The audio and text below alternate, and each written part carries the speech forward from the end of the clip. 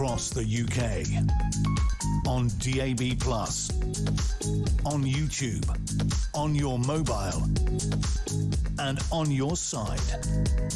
This is Talk.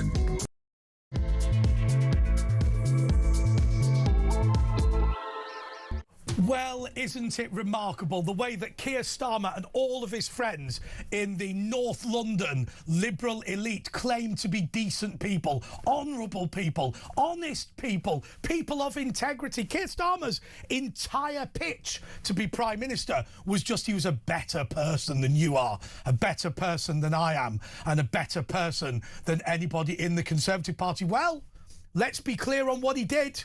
He realised that one of his potential ambassadors was friends with a child sex offender who'd gone to visit his house whilst he was in prison, who had defended him, at least privately, and had called him his best friend. He also had significant financial links with China and was somebody who was deemed to be a national security risk. And Keir Starmer thought, you know something? MI6 have told me this person's a wrong 'un, and his best mate's a paedophile. He described him as his best mate. It wasn't me that did it, but let's have him anyway, because sod the victims. Who cares about them as long as I get somebody who's got a proven track record of being such a comprehensive wrong 'un that I can trust him to run my embassy in Washington. How does that make you a good person? How does that make you morally virtuous? How does that make you a man of decency and integrity? It's just absolute garbage. The reality is, Keir Starmer has spent his entire life doing the wrong thing for the people around him. He went to support the Soviet Union in communist Czechoslovakia, building a war memorial for admittedly people who were on our side in the Second World War, but they were the Soviet Red Army. And unbelievably, at that point, he came into contact with the KGB. And then, unbelievably, the Russian government releases information about about Jeremy Corbyn, and say that they met him. The KGB spoke to him and said he was too stupid, he was too facile, he was too juvenile to be a KGB agent. But they said nothing at all about their meeting with Keir Starmer. And what would they have said if that file was published by Moscow? They'd say this. This is a man who is an incrementalist. This is a man who's a member of the Fabian Society. This is a man who believes in taking control of the levers of power, because he knows that ordinary British people won't vote to have their democracy taken away, won't vote to have their human rights taken away, won't vote to have their freedom of speech taken away. None of these things are acceptable to the British people. But if you can just take control of all of these executive agencies, if you can bypass democracy, if you can end free speech, then you can bring in the sort of socialism that Keir Starmer wants. And let's be clear, why is it that he said that he was Jeremy Corbyn's biggest supporter, and then he crowed about ending his career? Because Jeremy Corbyn, for all of his stupidity, is an honest man. He's going to stand up and admit that he's friends with the terrorists in the Middle East. He's going to stand up and admit that he supports the IRA in Northern Ireland. He's going to stand up and admit that he believes in destroying the British economy and surrendering us to all of these international bodies. He's going to admit that. Keir Starmer's not going to admit that. Look at the Fabian Society coat of arms, now removed. A wolf in sheep's clothing.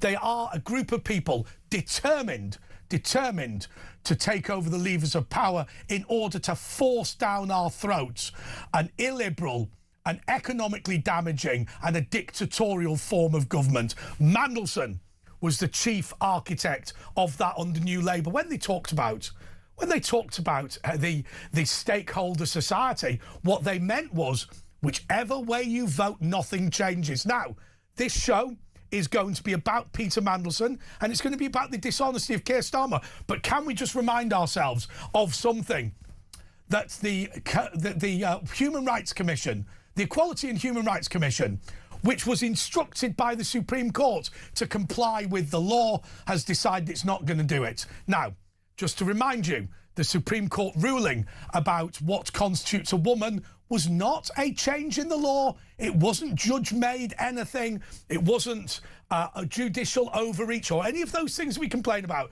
They simply said The legislation talks about pregnancy, and therefore it can only be people capable of pregnancy that must have been part of the definition of a woman. Then the Equality and Human Rights Commission was required to reissue its guidance because that guidance was illegal.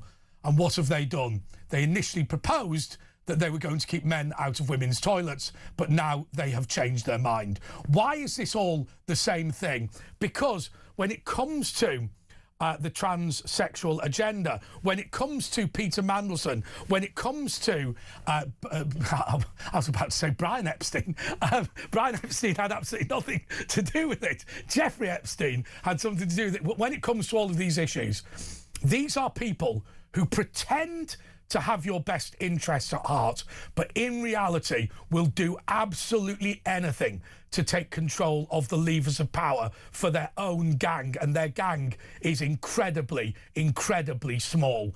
A few people in North London. Hey, by the way, I just want to be clear with you. I've said that we need to take back control of this country. I've also said we need to take back control of, the left and the right of British politics. Anyone who believes we should take back control of the Labour Party, give it back to the Labour and trade unionists who built it, I'm on your side. If you believe genuinely in fighting for workers' rights, I'm on your side. If you believe genuinely that the trade union should be there to defend people, if you think that the cooperative movement pushed forward significant improvements to the lives of working people, I'm with you, brother. But where I'm not with you is the agenda that is pushed through by Keir Starmer to smash this country to pieces and send the bits to Brussels. As I said, I was there for my dad's birthday. In Lee East Labour Club, where he did do something that I've told you he'd do, which is on a member's birthday on the Saturday night, they have to buy food for everybody in the club, and there are two options. You can have a meat and potato pie, or you can have a meat and potato pasty.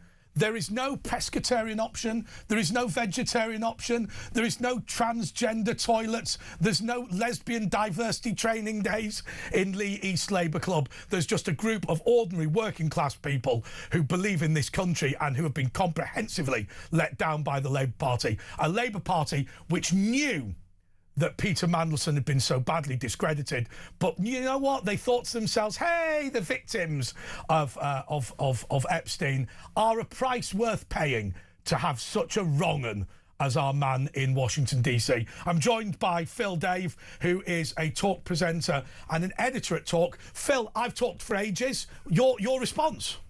Well, my response is that I actually don't remember the last time I felt this flat over a single day in British politics, and I really mean that.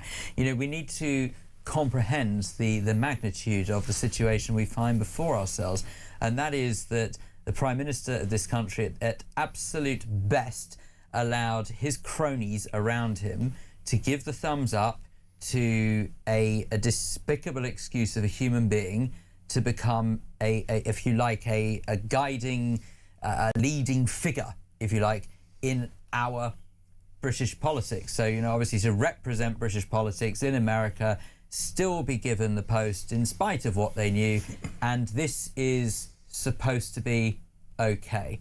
This is supposed to be something that we, the stupid British public, are just supposed to graciously accept and just say, "Hey, do you know what? You're fine, PM. Don't worry." But we've heard this before, haven't we? Jimmy Savile. Now let's just remind ourselves: the Crown Prosecution Service. I've called many times for the Crown Prosecution Service to be abolished. It's a nest of left-wingery and increasingly jihadism. But anyway.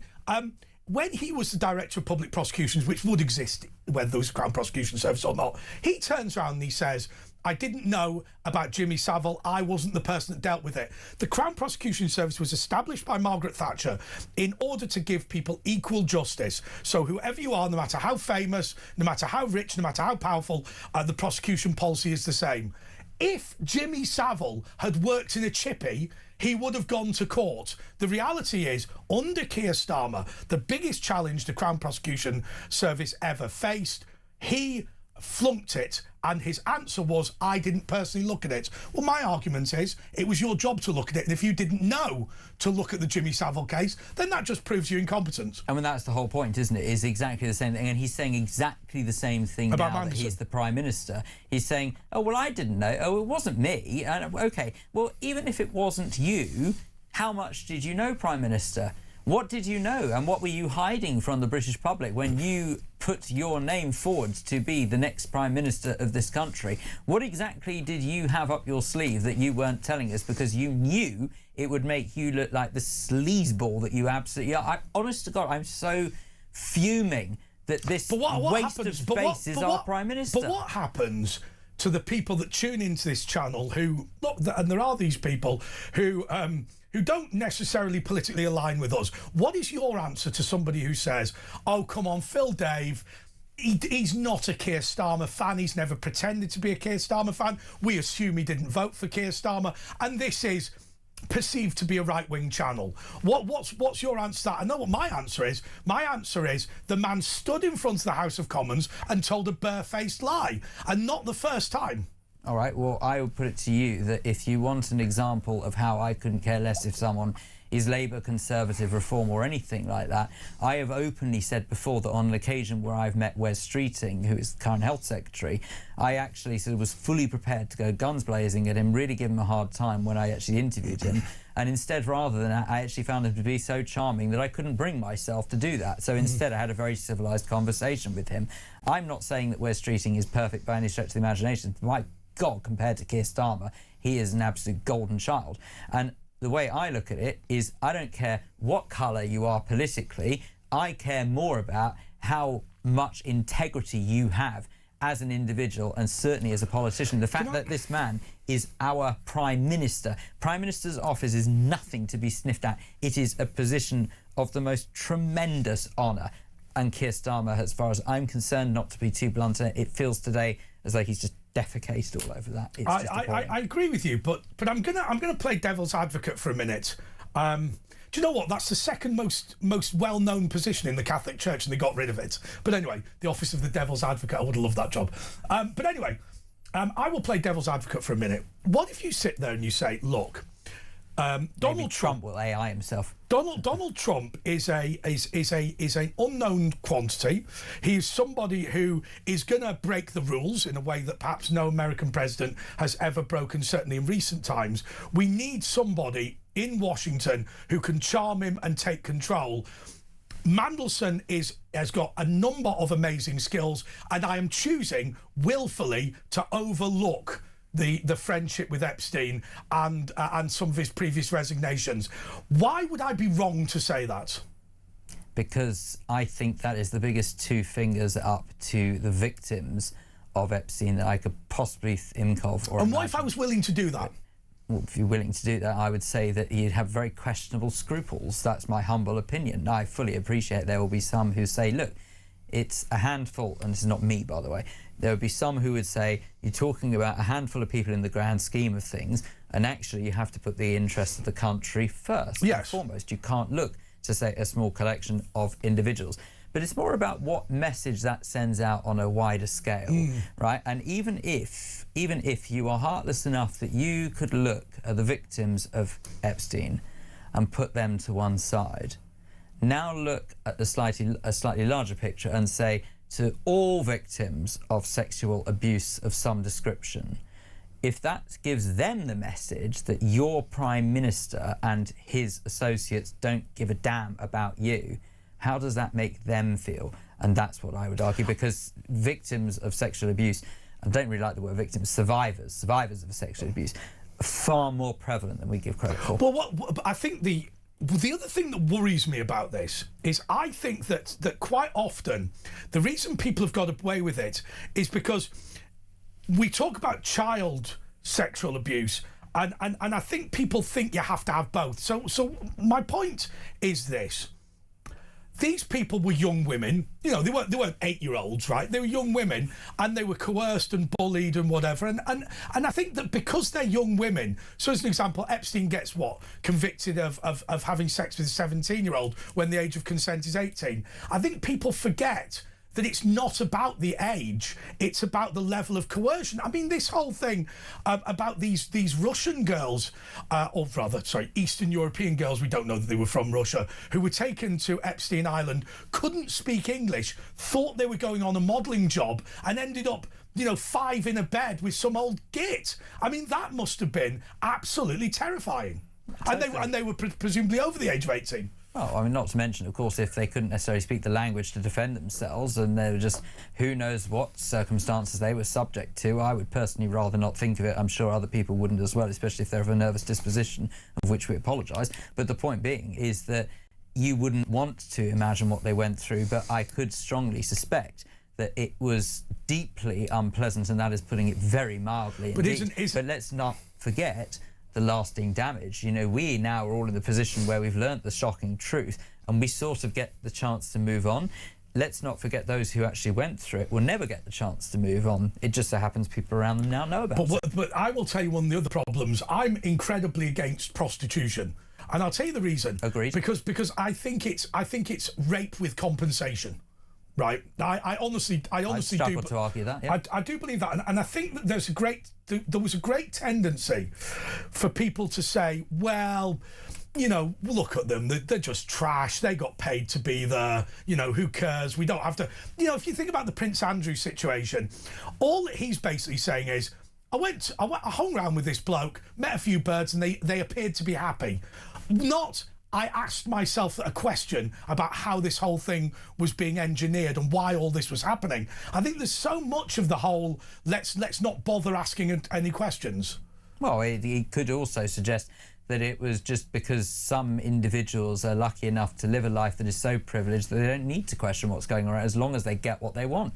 And look, I don't personally care for or indeed know the full life and works of Andrew Mountbatten Windsor, but what I would suggest is that if he was the kind of individual who was caught up in that kind of world where everything he wants comes his way regardless, well then why would he question it? As long as he gets what he wants, he doesn't need to worry.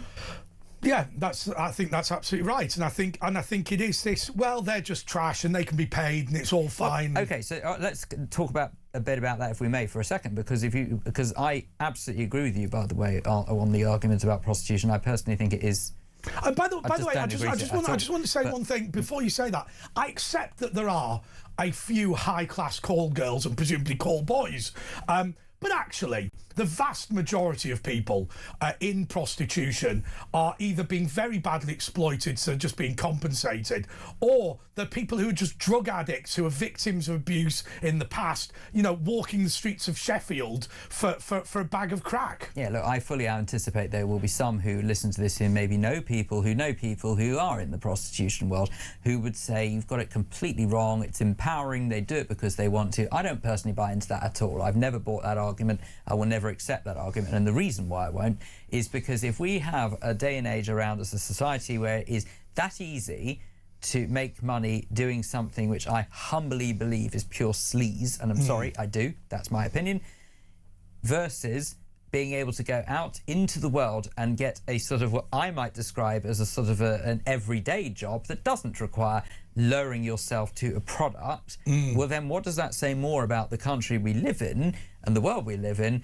rather than the individual who says that the only option they've got is to turn to prostitution? Oh yeah, I don't believe in bullying the prostitutes or the rent boys or the call girls or whatever you want to call them. I don't believe in punishing them because I just don't think that's. I think, in fact, actually, it's almost like I don't even care that it's illegal. I'm much more interested in being honest and open about what it is. And as I say, it's rape with compensation. But anyway, we're going to continue to talk about this. But at 10:30 rather, I'm going to be joined by Nicole Lampert to give us the latest on the increase in anti-Semitism in Britain. All of these things about these ambulances being attacked and the synagogue being attacked. And have you been past a synagogue or a Jewish school recently? I mean, they've virtually deployed the military, the police have, in order to protect them. It's really, really shameful the way that this country is now a hostile environment to anybody who helped build this country. And I'm going to say this, yeah, oh God, we can be controversial tonight if you like. I think the idea that we are allowing people to flood into this country who believe that it is their right to bully long-standing British families out of the country, I find shameful. I don't think that every single migrant is an anti-Semite, but I'll tell you what, I think if you come to the country and you believe that Jews and Christians don't have any rights, I think you should be returning to whichever dump you came from. More next.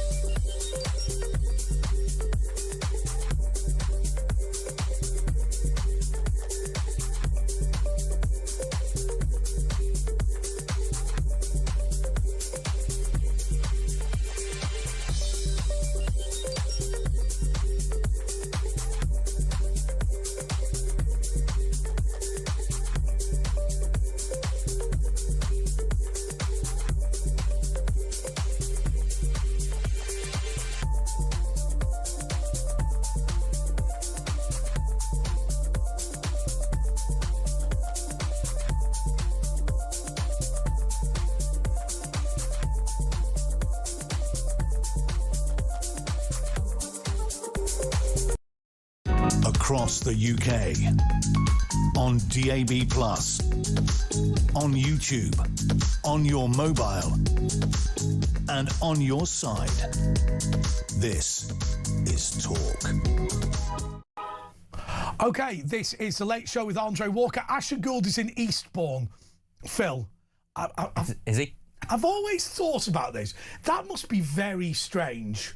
Asher Gould in Eastbourne. I like Eastbourne. No, there's nothing strange about Eastbourne in and of itself. It's just, to be honest, as long as he's nowhere near Beachy Head, I'm fine. Asher Gould on his own, on holiday, sort of wandering around like Miss Marple. I'd go on holiday on my own. There's nothing wrong with that.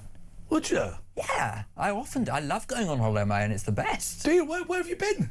Oh. No, don't say Thailand, because we'll know he's a hypocrite after the last segment. No, definitely, I've not been to Thailand. I've been to Phuket on my own. Oh, have you really? Have you really, you dirty old git? Cyprus, South Africa, Have you been to Israel. Cyprus? Where have you been in Cyprus? Northern Cyprus, and then also to... What? I know, outrageous. You've been to the Turkish Republic of Northern Cyprus? Yes, and then I've also... Why? Well, knew people who lived there, so I went to go and visit them. But How are you able to fly to Larnaca and go to Northern across the Cyprus? border, yeah. You didn't used to. You used to have to fly from Kyrenia Air Base to Istanbul. I went via Larnaca, so it was fine. So there was that, and then also Corfu, been to Omer. Oh, Corfu was lovely. Oh, so nice. Just travelled around Corfu on my own, exploring everywhere. It was delightful. So, I'd happily go on my own. It's the best way to travel. Okay, well... I digress. Anyway, hope you're having a nice time, Ash. I went to that place. Have you seen that what is it called? Making Anna? About Anna Delvey?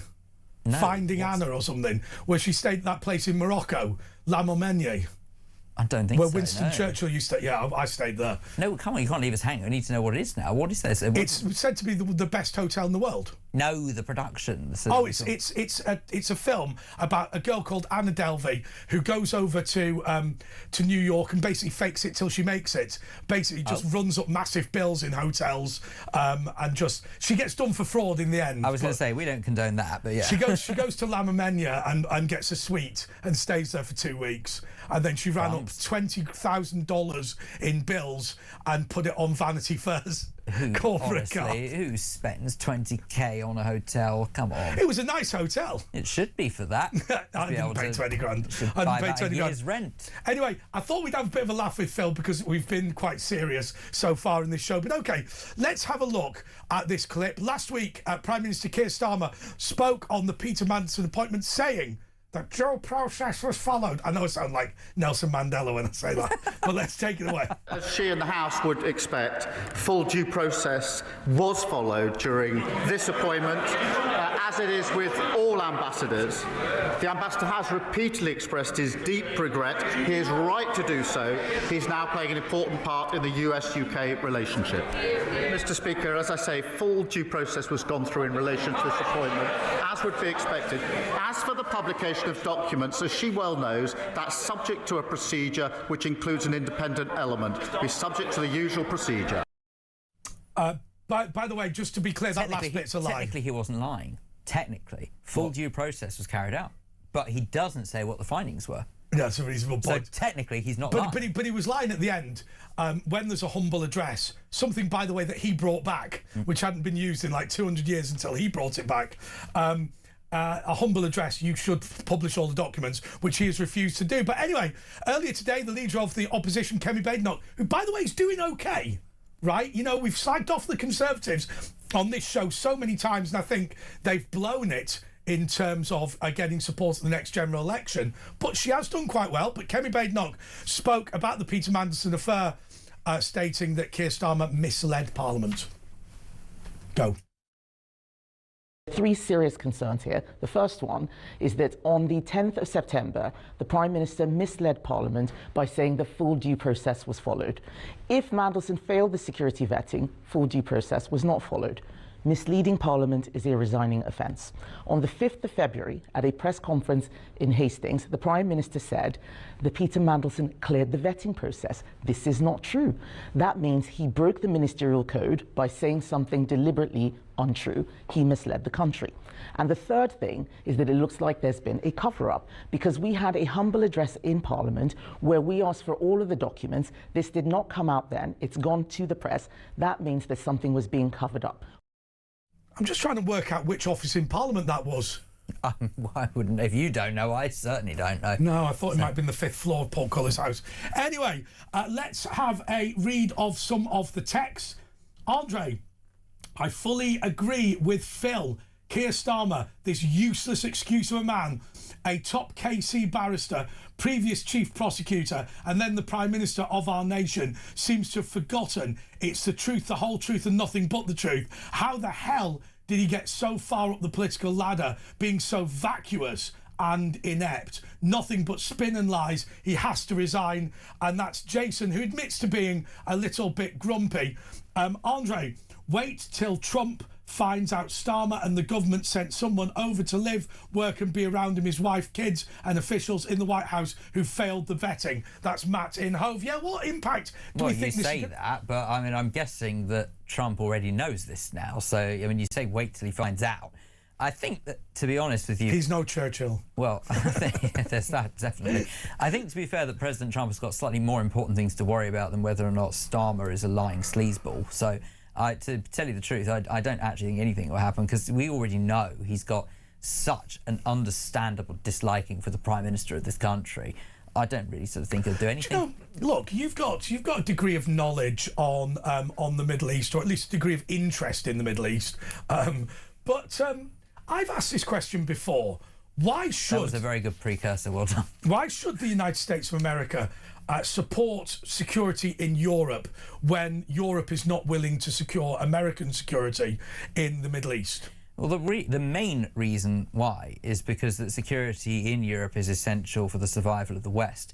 And luckily, President Trump and his compatriots know that. So as much as they might be tempted to turn around to most of Europe and say, well, you're not going to support me, to heck with you, the truth is, if they did do that, and then these fundamentalists were allowed to overthrow the West, certainly Europe, that could be very detrimental to the rest of the Western nations. So actually, it's not in their interest to turn around and say, off you trot.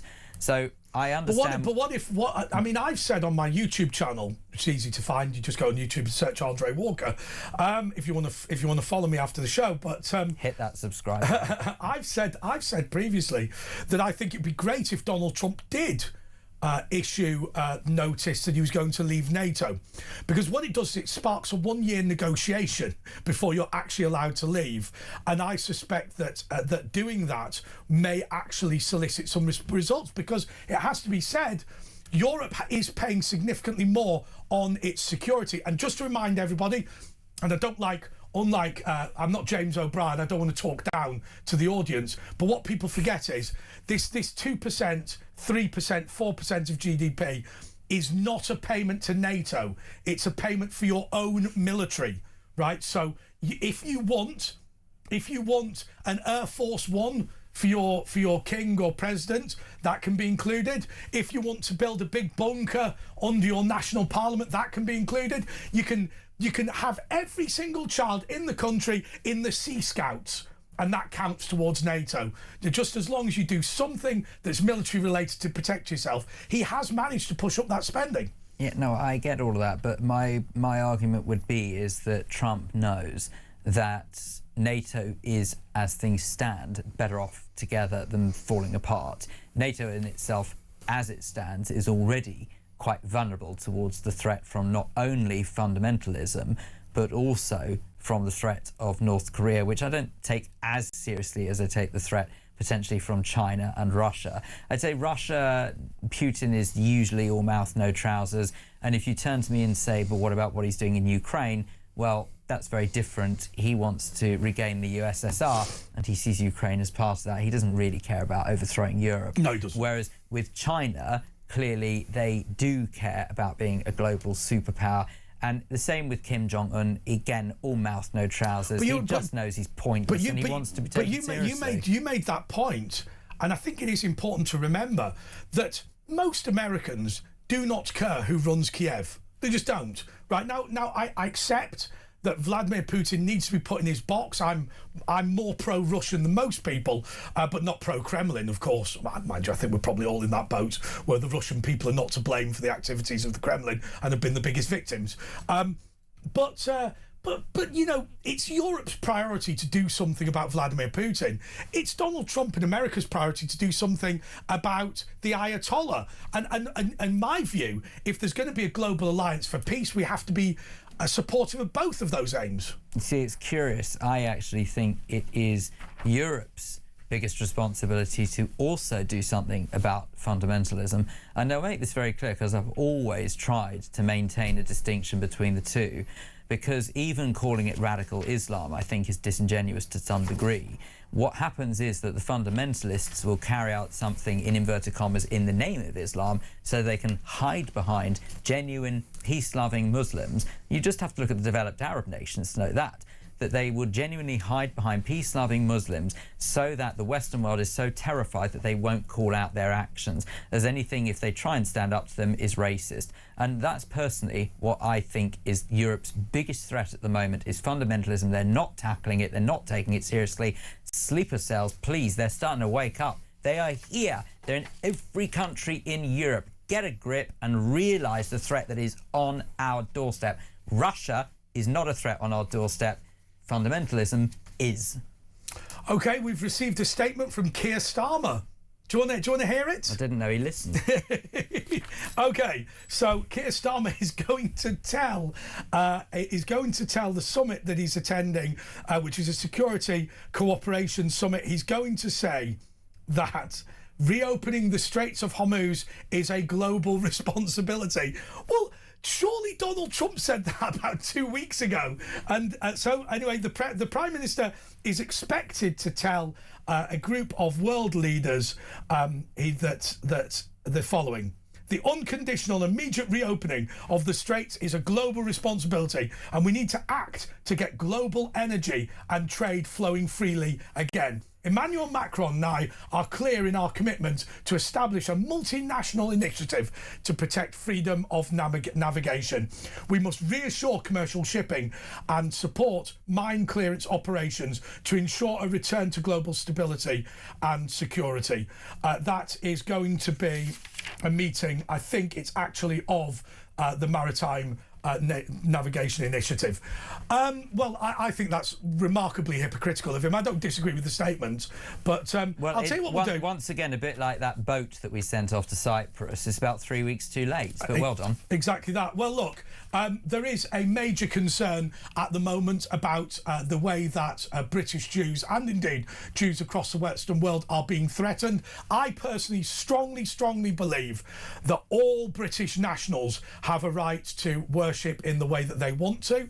And I'll tell you something, the idea that somebody can bully people like Asher Gould, whose family came here hundreds and hundreds of years ago, I find deeply offensive. Anyway, we're going to talk to Nicole Lampert about the attacks on the synagogue in Finchley, but we're going to do that after the break.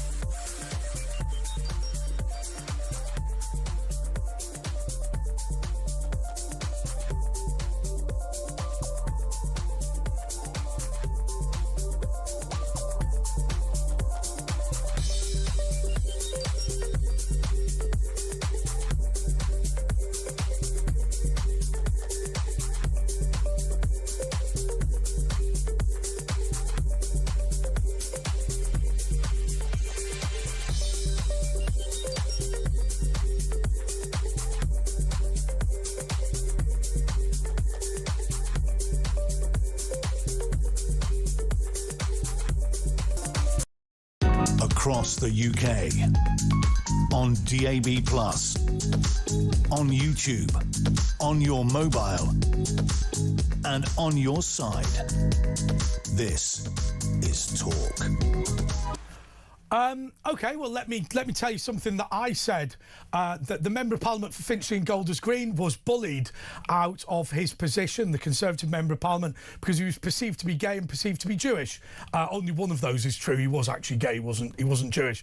And then they burnt down his office. Well, I said that if we continue to allow these people to indulge these people, then they would get worse and worse and worse. Within a few weeks, we had the Speaker of the House of Commons, Lindsay Hoyle, saying that he had to change the constitution of Britain, change Erskine May, in order to avoid jihadis from murdering members of Parliament. Well, we've had the Manchester synagogue attack since then, and now we've had fresh attacks in North London, the burning of the ambulances, and of course an arson attack on a synagogue in Finchley. I'm very worried about this. Nicole Lampert is joining me now. Nicole, what's the situation? Just remind us of exactly what the threat level is now to Jewish people in Britain. I'm not sure what it is officially, but I imagine it's probably amongst the highest that it could be. It has been high, probably, I don't know, for the last kind of 5-6 years. Got heightened again after October 7. Of course, the murder of 1,200 Israelis excited lots of people, and from that very day, anti-Semitism levels completely reached a new peak. There were celebrations in the streets. And since then, it's been very high. And then with the war in Iran, that's taken up to a whole other extra level, as it was in 2025. MI6 said they'd stopped 20 terror attacks on British soil just from Iran. And just a few weeks ago, I was hosting an event with Lord Warney, the extremism czar, the previous extremism czar, and a British Iranian, and we were talking about how the levels were going to be going higher for both my community and the Iranian expat community, and that's what's happened as well, because there was an attempted attack on them as well last night. But we don't seem to be able to persuade people that this is an issue. I mean, no doubt, if you've met the Iranian dissidents, my good friend and indeed godson, Maya Tuzi, he converted when he was a bit older, but he is an Iranian dissident. I've seen Iranian goons follow him to this building. And yet we don't seem to accept that the behaviour of the Iranian government reverberates in London. Well, it's crazy. Like Labour did have it in their manifesto that that they were going to prescribe the IRGC, and they still haven't. So that's just a key issue. In the last few weeks and months, the rest of Europe have prescribed the IRGC, and the IRGC is, of course, the Ayatollah's army, and they're the people that will be kind of pushing forward any terror attacks. And so what we're seeing in terms of attacks on the Jewish community, and of course people have been arrested and we don't know who they are, but at least one of those has been an Iranian. I mean, look. You know, you're a journalist. I'm a commentator. I don't want to be rude. We don't know who they are, but we do, though, don't we? Let's be honest. Well, I mean, when I say that, what I mean is we don't know. No, I understand. We don't know what kind. Like, you know, are they just jihadis, as it were, or are they a kind of state actor? Is this a kind of Iranian thing? So that's what I mean by we don't know. Are we now? And this is not you and me. This is a country. Are we saying, look, we are committed as a country to uncontrolled immigration. One of the costs of that will be the ethnic cleansing of Jews from Britain. That is to say that if we keep up our current level of immigration, which we want to, and, you know, remember, all of these efforts to stop the small boats, we're not stopping them. People are still pouring into the country. We have to accept now that there is a significant part of the British population who say that it is incompatible with their citizenship, their residency in the UK, for Jews to be allowed here. And are we as a country saying we accept that, we understand that, and we're now in the process of the last few years of British Judaism? Is that the position? I mean, it's interesting. I've been writing 2 articles this week, and one is about exactly that, and then one is kind of almost the other side of that, which is the idea coming from the far right that actually the Jews are responsible for all the people that are coming in. This is the great replacement myth. So right. We're getting it from both sides, which is, yes, we are under threat by some of the people that are coming in, and I would say almost it's not just down to the number of immigrants. In fact, it's not down to that, or it is partly. It's part of it is down to the fact that we don't know who's coming in. Yes. One former Labour MP said to me this week. But the other element, which is probably the biggest element, which is firstly the hate preachers in the mosques, and secondly, most importantly, the fact that we won't control that. So they are expounding hate speech a lot, and it's not even like it's on video, and they can see that. So there was a case quite soon after October 7 where a preacher in a mosque, basically he said in Arabic, and he was quoting from the Quran or the Hadith, but oh Allah, basically go and get the Jews, get them from their houses. And this was reported to the police, and the police said there's nothing we can do about it. But if my I'm trying to think of a good example here. If my church said, on Sunday we read out a speech by Adolf Eichmann because he was a Catholic, and we don't vet who we allow to speak after the service is finished on a Sunday, and we just thought Eichmann was an interesting person, you would say you're out of your mind. And yet when it comes to and by the way, a synagogue, if you had somebody who was one of the extremists within Israel who talks in disparaging terms about Arabs and Palestinians, that would be called out by people. But when it's a mosque, we seem to have this Islamophilia that says that you can bring in an absolute nutbag after Friday prayers and say, well, hey, yeah, we accept he's a racist, we accept he's an extremist, but we don't vet who speaks after the service. We just put anyone on. Yeah, you're absolutely right, and that's the frightening thing. For part of my research, I read Ed Hussein's Among the Mosques. I'm not sure if you read it, but it's really interesting, and it's about what's going on at some of these mosques. And he's an extremism expert. He's a Muslim, and he's scared about what's going on in certain cities where they're talking about trying to take over a caliphate. They're not they're living by Sharia law, not by British law, and that's not all mosques. And there are many Muslims that they're kind of stuck beneath but here is the problem. I was speaking to an Algerian friend of mine, very much a Muslim. I mean, Algeria is a really significant Muslim state. And what he said is, he said, look, if you go around the world to pick the least educated, to pick the poorest, the most economically marginalised, the people with the lowest level of education, I may have said that twice, but if that's what you are looking for in your migrant community, extremism goes along with that. Our immigration policy is to not take the brightest and the best, it's to take the dullest and the weakest. Well, there's an element to that, but I've looked at the figures, certainly for anti-Semitism, and it's more the countries that they're coming from. Right. And the Arab countries and the North African countries are actually the most anti-Semitic countries in the world. Right. Where you know, there's the Anti-Defamation League does a kind of league table. You know, and actually, surprisingly, Britain comes out incredibly well, and that's because white Brits generally are not anti-Semitic. You know, we are an anti-race society on the whole. Not, you know, of course there is racism, and of course there is anti-Semitism, and of course it's coming from white people. But in general, it is people that are coming in, and it's partly people coming in from other parts of Europe. For example, Poland is a very anti-Semitic country. In comparison, but then you go to Arab countries and it's off the scale. And then what I did for this article that hasn't been published yet, but compare that to the CST, the Community Security Trust figures for who is attacking Jews, and 25% of those that they could recognise was people from either Arab countries or North Africa. Yeah, I think it's slightly different. I've got friends who are Russian and whatever. I heard a really interesting thing. We were watching the television programme about Steve Rosenberg being the last Western journalist in Russia from the BBC, and he was saying, well, he said all of the rest, and I don't know if he knows the answer because I didn't.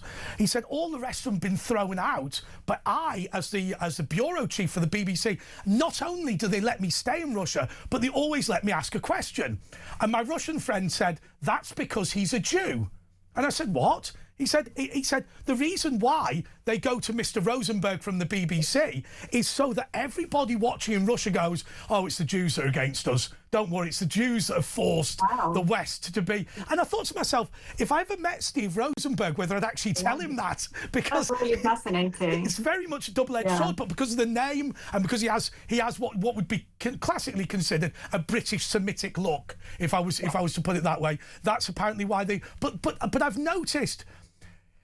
You know, with Eastern European anti-Semitism, the first and most important thing to say is there's not many left, many Jewish people left, not just because of the Holocaust, but also because of the pogroms under the Tsar. And so there just tends to be a casual racism to it that probably doesn't have very much practical impact to your average Jewish person. But the venomous violence that we've seen, you know, that really is a problem. Yeah, and one of the other things that I looked at is the fact that, and this really comes across in Ed Hussein's book, is that one of the problems is that we are importing people that are traumatized. They're coming from war zones. Yes. And they have a trauma response, and they're used to fighting, and they're used to violence. So they're watching what's going on, perhaps even on the BBC. They're listening to what's being said in their mosques, and they're getting angry. But do they also believe that the Jews have caused all this? Ergo, if we can get rid of them, we will be making Britain a better place. I mean, is there a sort of misplaced nationalistic fervour here to this? I mean, I think they just want to kill Jews. That's probably right. I think it's just, you know, and I think certainly, you know, in Manchester. And then I did an interview with the stepdaughter of Melvin Kravitz, who was killed in Manchester. He's the one who held the door, even though he knew the police would shoot him as a result.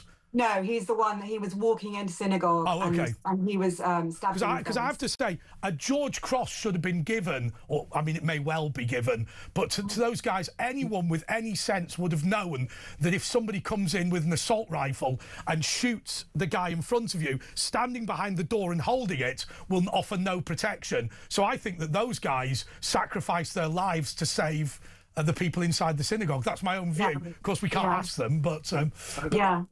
But certainly, I mean, Melvin's stepdaughter said that he was such a good person that if he had known that him going first and would help others and help others live, she knows that he would have gone for that. He would have made that choice. We're a little bit over on the break, but I'm going to keep you with me because I do want to talk about this a bit more. But let's go to a break, and then I just want to ask, because I'd like to just know a little bit more about the practical implications of all of this to the Jewish community, because I have to say, I thought the Jewish Free School were wrong to close on that day when there was a threat of a global attack. I think we should have asked people to escort Jewish school children to school and stuck two fingers up at the bad guys. More next.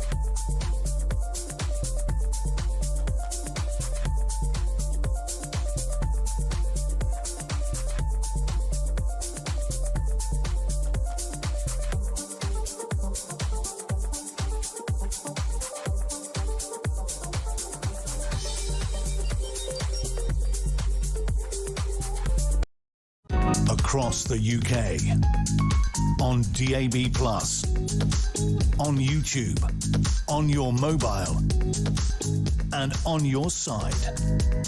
This is Talk. Well, Helen Lampert was dragooned into remaining on the show. But she has. So Nicole Lampert has now been insulted because I got her name wrong. But I've got Phil Dave in the studio as well. Nicole, I just want to ask you what it's like day to day now for the Jewish community in Britain. Is there a sense of fear that wasn't there before? Is it different to before the terrorist attacks of the 7th of September? What's it like? I mean, just to give an example, just from this evening, I went to a hustings at my local synagogue, and I think probably no other hustings in any other community centre is like it, where your bag is checked, there's security outside, you have to give your name, and then there's a second door that you have to go in and be checked. And at the end, we were told, please go straight away for your safety. That doesn't happen anywhere else. No. So, yeah, since October 7, it was the celebrations that was the really frightening thing. Yes. Because, and it's the fact that people still celebrate that, because under no circumstances would I ever celebrate anyone being killed, ever, ever, ever. And it's the fact that there were so many people fireworks were going off in parts of London. You know, that I mean, it was amazing. It was amazing, and we've reminded people of this on multiple occasions, but let's do it again. The Palestine Solidarity Campaign had applied to have an anti-Israel rally, which had unofficially already started, but they'd applied before the attacks had even finished. The Israeli government had not responded to the attacks, and they were ongoing. Yeah. I mean, that's what it all is. They were saying genocide probably from October 8th, and that has continued. And obviously the war, there's this kind of rising stress, and they call it the kind of the boiling frog syndrome, where the frog is in the boiling pot and doesn't know until it's too late. And every Jew in this country comes from family who has had to run from somewhere. Yes. And so we're all aware that we only exist because our families knew when to run, knew when to flee. And so that is a question we always ask ourselves. And it's a kind of ongoing Jewish trauma that it was talked about probably in the 90s and the noughties when it wasn't really an issue. But even when I was growing up... I mean, I will tell you, I thought anti-Semitism was a conspiracy theory. I thought, obviously there's a few nutters, right? I get that. But I have been shocked by the level and openness about it since 7th of October. But in particular, people are absolutely delighted. Some people are absolutely delighted. Of course, the vast majority of people aren't. But I suspect when I was a kid, anti-Semitism in Britain was actually very low level. But it is not low level now. Well, I mean, I think if Nicole, forgive me for jumping in, but I mean, the answer I'd give to that is primarily because anti-Semitism in itself is I think, the cause of anti-Semitism. It's because it's not called out for what it is. Until we actually start calling it racism, which is what it actually is, then people are always going to treat it differently, because there's always been this stupid notion, certainly for as long as I can remember, where it is not possible to be racist towards someone who has white skin. And so as a result of it, by actually referring to anti-Jewish hatred as anti-Semitism, rather than actually calling it racism and actually changing that narrative, we don't stand a hope in hell's chance. But the National Jewish Assembly wants to ban the term and call it Jew-hating. I don't agree with that. I agree with it. It's racism. It's partly because we end up getting into these kind of rows about Semitism, and you have people saying, "Oh, but the Arabs are Semites." Yeah, and that is Semites is a group of languages. It's not a group of people. And anti-Semitism is a word that was made up by a Jew hater in 1890s Germany. So that's kind of one of the reasons, and also because people get kind of stuck in the grass where they say that kind of criticizing Israel isn't anti-Semitism, it's anti-Zionism, whereas they both come under the kind of Jew hatred umbrella. But Nicole, if I disagree with the actions of Emmanuel Macron, I don't call for the French state to be abolished, right? I mean, that's so when people say you're pro or anti-Israel, my argument is, well, I've disagreed with the Israeli government on plenty of occasions, not that I'm a great expert on the Middle East, but my solution to disagreeing about the actions of Belgium is not to say Belgium should cease to exist. Yeah, or indeed to say, are you pro or anti-France or pro or anti-Belgium? Right. It doesn't exist. Are you pro or anti-Italy? Yeah, but it doesn't exist. No one else is calling for any other state to be eradicated. That's the issue. Whereas you have these people marching down the street calling for the eradication of one state. The thing I can't understand about any of this, and I say this as somebody who's of Irish descent, why anybody would want a country full of people that hate you. Imagine the Palestinians took Israel. All they could do is either have a genocide or rule over a territory full of people who do not want to be in a Muslim country. I mean, it's just, the whole thing's crazy. Anyway, Nicole Lampert, I'll give you the last 30 seconds to yourself to tell us whatever you want to tell us. Final word. I'm just going to say that, because you mentioned anti-Semitism as a conspiracy, whereas actually anti-Semitism is a conspiracy, not that it doesn't exist, but that it's a conspiracy in that it's used to explain away the ills of the world. And that's why it's so enduring. So, you lost your job, blame the Jews. There's a pothole in your road, blame the Jews. Whatever's going on in the world, blame the Jews. And that's all about, I would say. Well, I have to say, the fact that we have an ethnic minority which is fully integrated in Britain, I think is a good thing. Phil, Dave, thank you so much. Nicole Lampert, thanks so much. We've got the press preview coming up.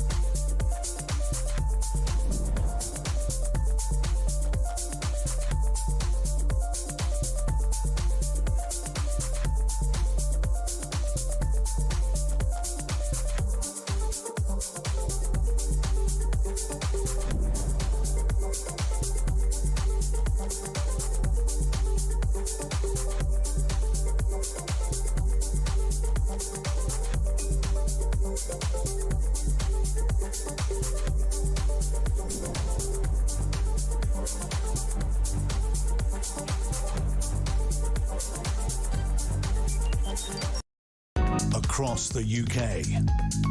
On DAB+, on YouTube, on your mobile, and on your side. This is Talk.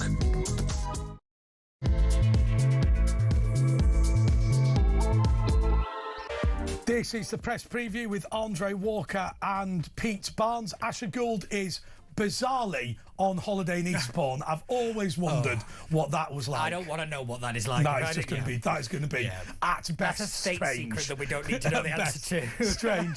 Okay, well look, I think what dominates all the headlines is going to be the situation with Keir Starmer. This is the first time I've seen you since the story's broken. Mind you, it's only been a couple of hours.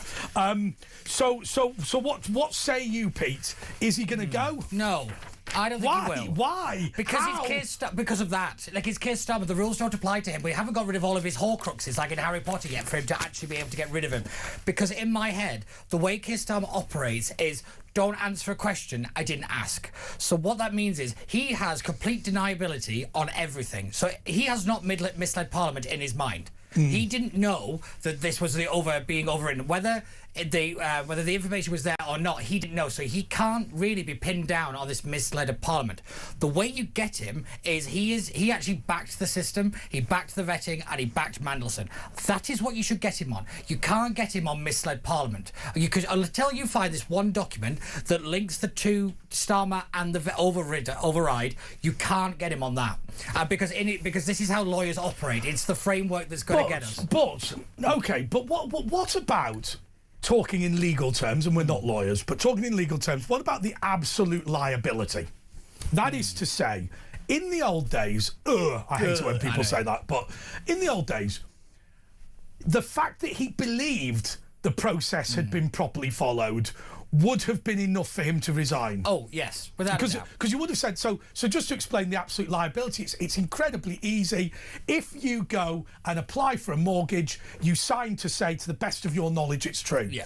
If you do something like, as an example, put down the election expenses for a local or parliamentary election, you sign to say, not that you believe it's true, that it is true, or you are in trouble legally, right? So there's a critical difference. He says he believed the vetting had been followed. I say that he should have said, oh, by the way, they've just sacked Ollie Robbins. Oh, yeah, I had a feeling that was coming, because the biggest question that nobody's asking is, in this kind of statement, it says, Foreign Office officials overrid the decision.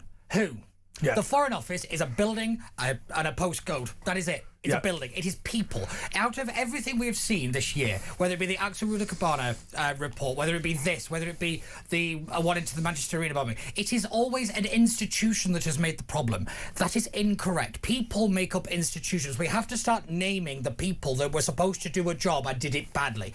That is not targeting. That is holding people account for their decisions. And more importantly, it is making sure that these decisions aren't ever made again, because we never learn in this country.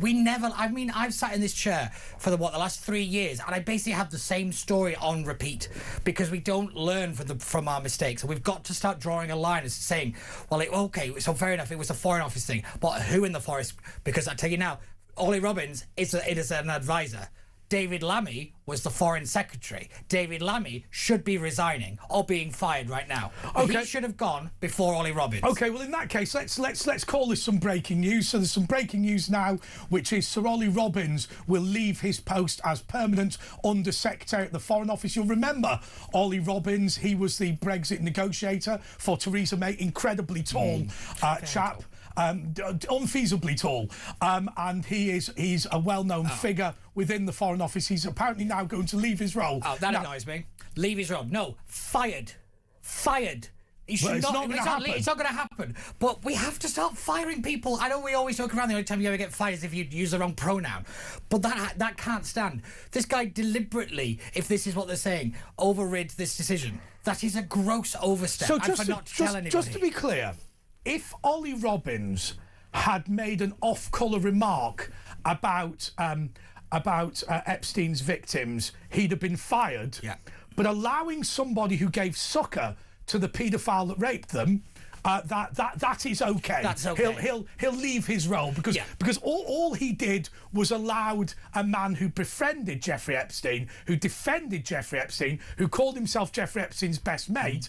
He allowed him to go to Washington, so he'll leave his role. Had he made an off-colour remark about the victims, well, had he accidentally said something about them, had he used the phrase white trash to describe one of the victims, he'd have been out on his ear. Oh, absolutely. Like, without a shadow of a doubt, he'd have been bounced out. I mean, like, there'd have been front-page articles about it, all the rest of it.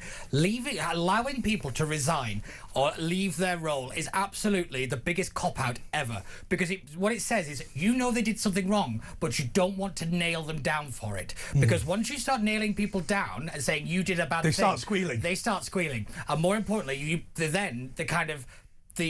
magnifying glass becomes over you as well. Because if you get to fire that person, why aren't you understanding what they did wrong? Because it then goes up the chain. There is never any accountability because the person doing the firing must also be held accountable for who they're looking at, for who they're responsible for. But also, right, so you and I, by definition, not by definition, fairly obviously you've never read an MI6 security file, right? So so I can give you a fair degree of knowledge, you've got a fair degree of knowledge, but in terms of an actual MI6 vetting file, I mean, we've presumably got our own MI5 files. I'm told they're set up when you go for a counter-terrorism clearance, as I did to go into Parliament, and my one will be more interesting than others.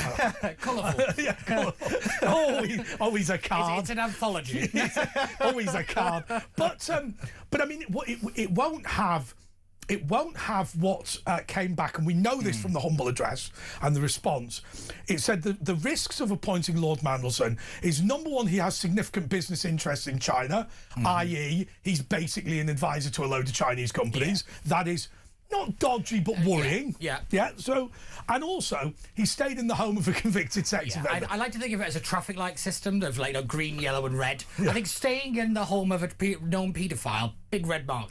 You know, being an advisor, given the job that he had to a Chinese companies, somewhat in the yellow. Not great, not advisable. I think that's right. But I think that's the way to kind of think about how they classify stuff. I don't know if that is how they do it, but it makes sense to me. But we know that was given to Keir Starmer. Now my question would be, if I was appointing, let's just do it between the two of us. I'm appointing Pete Barnes as ambassador to Washington, and I get the Pete Barnes vetting file, which will say something between 0 and everything. But my first question would be, well, how concerned should I be about this?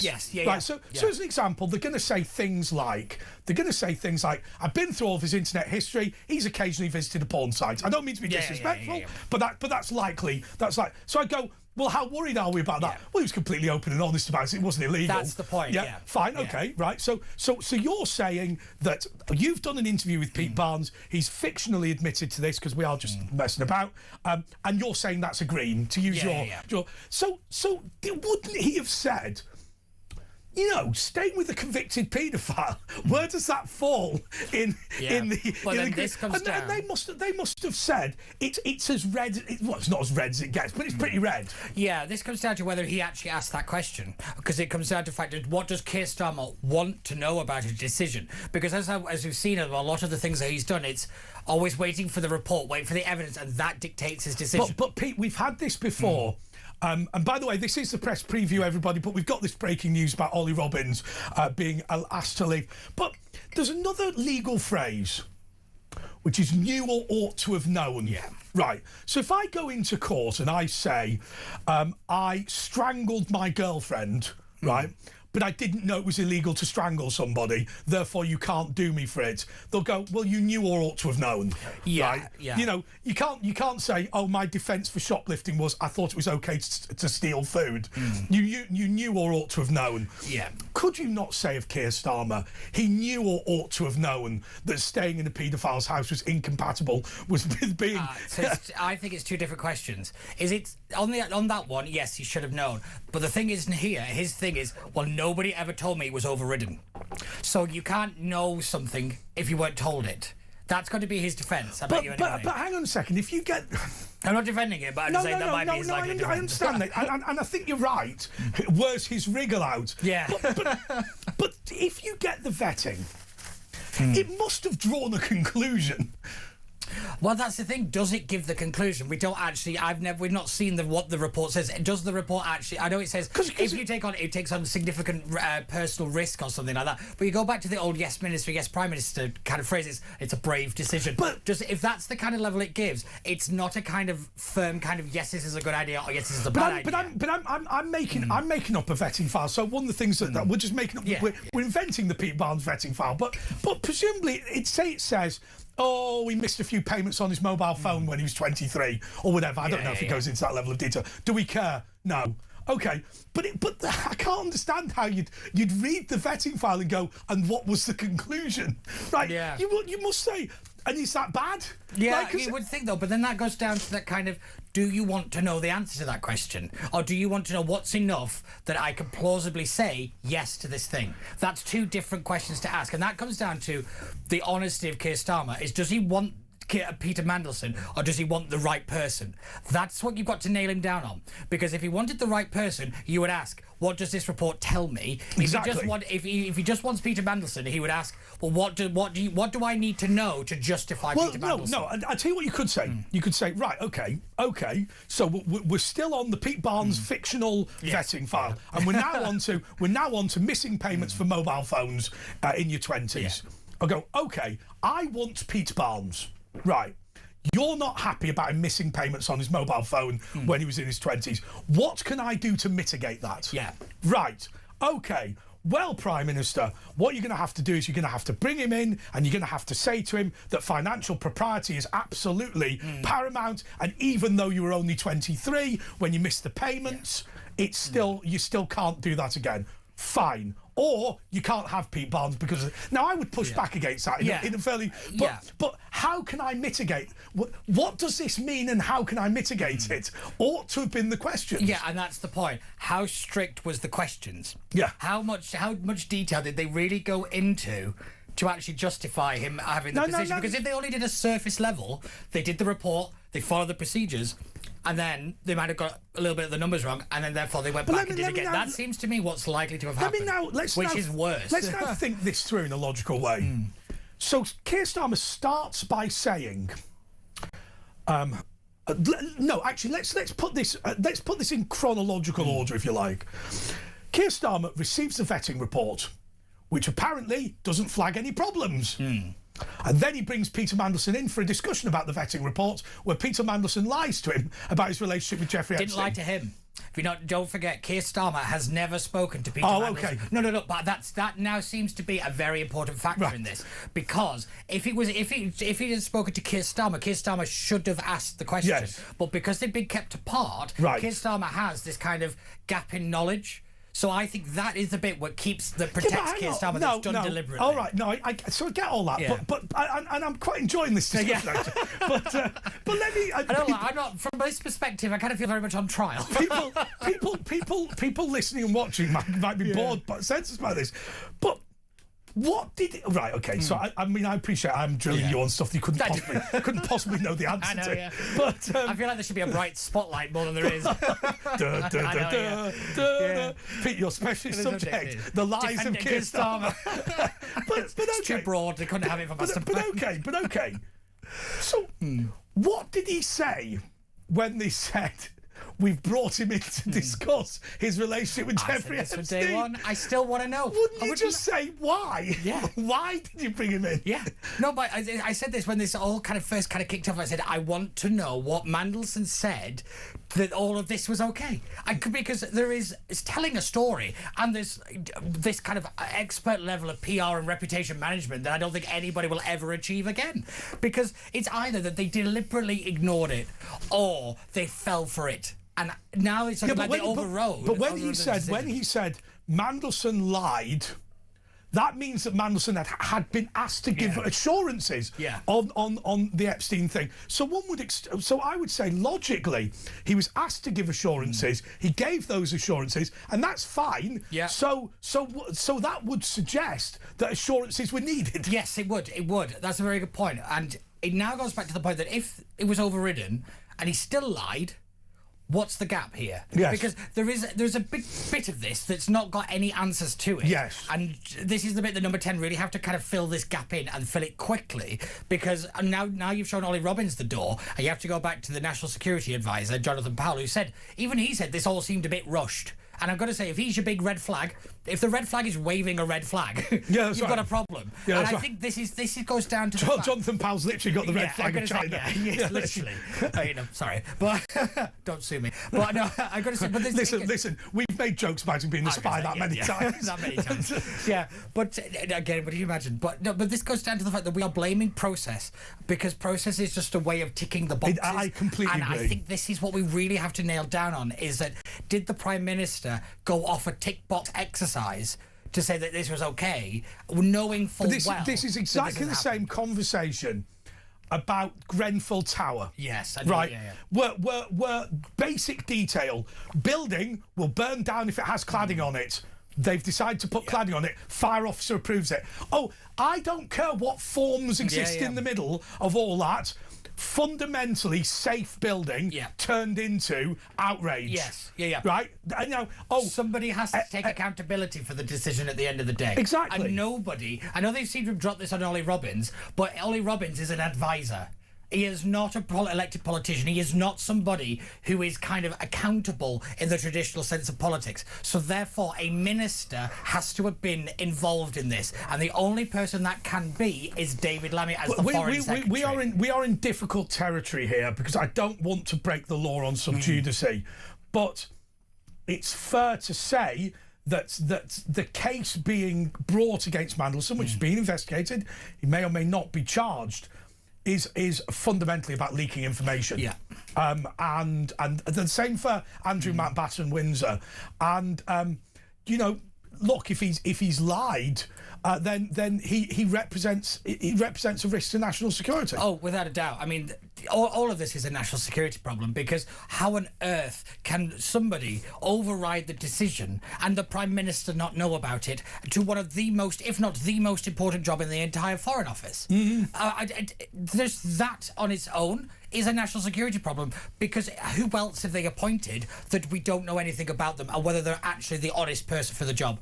Because if this is I don't believe this could just be a one-off if it's this easy to do. If it's this easy for the Prime Minister not to know something to appoint a person at that level, something is wrong. I mean, if you are staying in the home for free of a convicted paedophile and giving him tip-offs about bailouts in the market that are then used to enrich his hedge fund, and you're being paid by the Chinese Communist Party, admittedly through companies that are state-owned. Yeah. I mean, if that's okay, if that's okay to be British ambassador, what fails? Yes, exactly. What?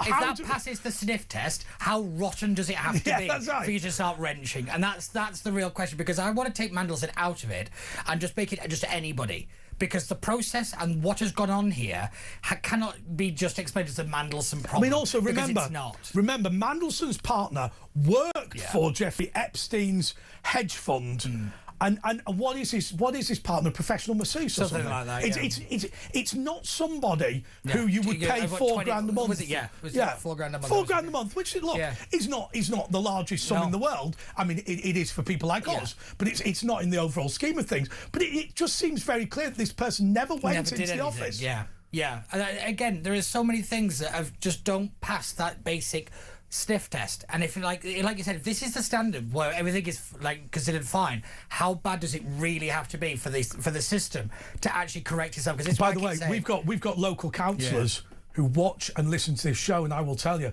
if their partner received $4,000 a month from somebody who's having professional dealings with the council, the local council concerned would lock them up. Oh, without a doubt. Without a doubt. And I think this is one of the big things about what is. And that's a local council. Yeah, but what is tearing apart is now trust. Because if we cannot trust the system that is supposed to appoint people, we can never trust the appointed person. And that is what has been absolutely degraded by this Labour government, is that the system has been abused to put their friends in powerful places. And until that is actually cleaned, it doesn't matter who is in government, the party will always be viewed the same as in it for themselves. But they're always going to be able to say the process was followed. Yes. and that is why the process has to be cleaner than clean and transparent as possible. This is difficult because it's national security, but this is why you have to bring in certain committees and things to actually try to make it as transparent as possible. And I tell you now, this just stinks. It just stinks, because the idea that the Prime Minister did not know who was being appointed, what was going on in the appointment of the most powerful diplomat at the most important time between UK and US relations is absolutely laughable. And if he didn't want to know, he shouldn't be in the job. And you know what I mean? This is the point. We keep going on the lied to Parliament bit. It's the fact that he didn't know that is the bigger problem. It's just staggering to me that we are in this situation with that guy. How he managed to rise to the top of professional politics is just a damning indictment of the UK. I'm spotting that a letter has been written, I think, by Emily Thornberry. So I'll tell you what we're going to do. We're going to try and see if we can get that letter. And we'll be back just in a moment with the press preview.